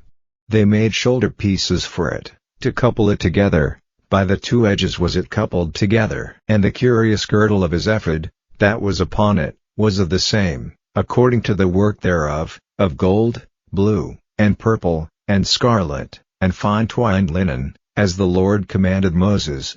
And they wrought onyx stones enclosed in ouches of gold, graven, as signets are graven, with the names of the children of Israel. And he put them on the shoulders of the ephod, that they should be stones for a memorial to the children of Israel, as the Lord commanded Moses. And he made the breastplate of cunning work, like the work of the ephod, of gold, blue, and purple, and scarlet, and fine twined linen. It was 4 They made the breastplate double, a span was the length thereof, and a span the breadth thereof, being doubled. And they set in it 4 rows of stones. The first row was a sardius, a topaz, and a carbuncle, this was the first row. And the second row, an emerald, a sapphire, and a diamond. And the third row, a ligure, an agate, and an amethyst. And the fourth row, a beryl, an onyx, and a jasper. They were enclosed in ouches of gold in their enclosings. And the stones were according to the names of the children of Israel, 12, according to their names, like the engravings of a signet, every one with his name, according to the 12 tribes. And they made upon the breastplate chains at the ends, of wreathen work of pure gold. And they made 2 ouches of gold, and 2 gold rings, and put the 2 rings in the 2 ends of the breastplate. And they put the 2 wreathen chains of gold in the 2 rings on the ends of the breastplate. And the 2 ends of the 2 wreathen chains they fastened in the 2 ouches, and put them on the shoulder pieces of the ephod, before it. And they made 2 rings of gold, and put them on the 2 ends of the breastplate, upon the border of it, which was on the side of the ephod inward. And they made 2 other golden rings, and put them on the 2 sides of the ephod underneath, toward the forepart of it, over against the other coupling thereof, above the curious girdle of the ephod. And they did bind the breastplate by his rings unto the rings of the ephod with a lace of blue, that it might be above the curious girdle of the ephod, and that the breastplate might not be loosed from the ephod, as the Lord commanded Moses. And he made the robe of the ephod of woven work, all of blue. And there was an hole in the midst of the robe, as the hole of an habergeon, with a band round about the hole, that it should not rend. And they made upon the hems of the robe pomegranates of blue, and purple, and scarlet, and twined linen. And they made bells of pure gold, and put the bells between the pomegranates upon the hem of the robe, round about between the pomegranates, a bell and a pomegranate, a bell and a pomegranate, round about the hem of the robe to minister in, as the Lord commanded Moses. And they made coats of fine linen of woven work for Aaron, and for his sons, and a mitre of fine linen, and goodly bonnets of fine linen, and linen breeches of fine twined linen, and a girdle of fine twined linen, and blue, and purple, and scarlet, of needlework, as the Lord commanded Moses. And they made the plate of the holy crown of pure gold, and wrote upon it a writing, like to the engravings of a signet, Holiness to the Lord. And they tied unto it a lace of blue, to fasten it on high upon the mitre, as the Lord commanded Moses. Thus was all the work of the tabernacle of the tent of the congregation finished. And the children of Israel did according to all that the Lord commanded Moses, so did they.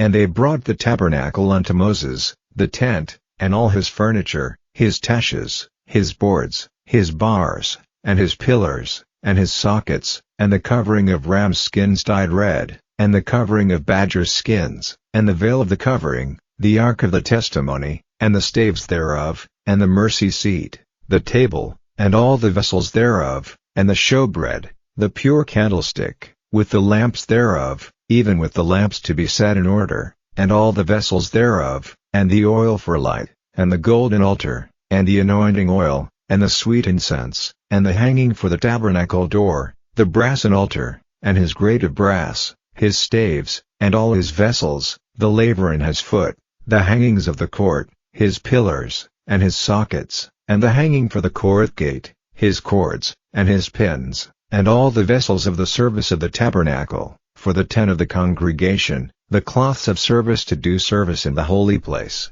and the holy garments for Aaron the priest, and his sons' garments, to minister in the priest's office. According to all that the Lord commanded Moses, so the children of Israel made all the work. And Moses did look upon all the work, and, behold, they had done it as the Lord had commanded, even so had they done it, and Moses blessed them. Chapter 40. And the Lord spake unto Moses, saying, On the first day of the first month shalt thou set up the tabernacle of the tent of the congregation. And thou shalt put therein the ark of the testimony, and cover the ark with the veil. And thou shalt bring in the table, and set in order the things that are to be set in order upon it, and thou shalt bring in the candlestick, and light the lamps thereof. And thou shalt set the altar of gold for the incense before the ark of the testimony, and put the hanging of the door to the tabernacle. And thou shalt set the altar of the burnt offering before the door of the tabernacle of the tent of the congregation. And thou shalt set the laver between the tent of the congregation and the altar, and shalt put water therein. And thou shalt set up the court round about, and hang up the hanging at the court gate.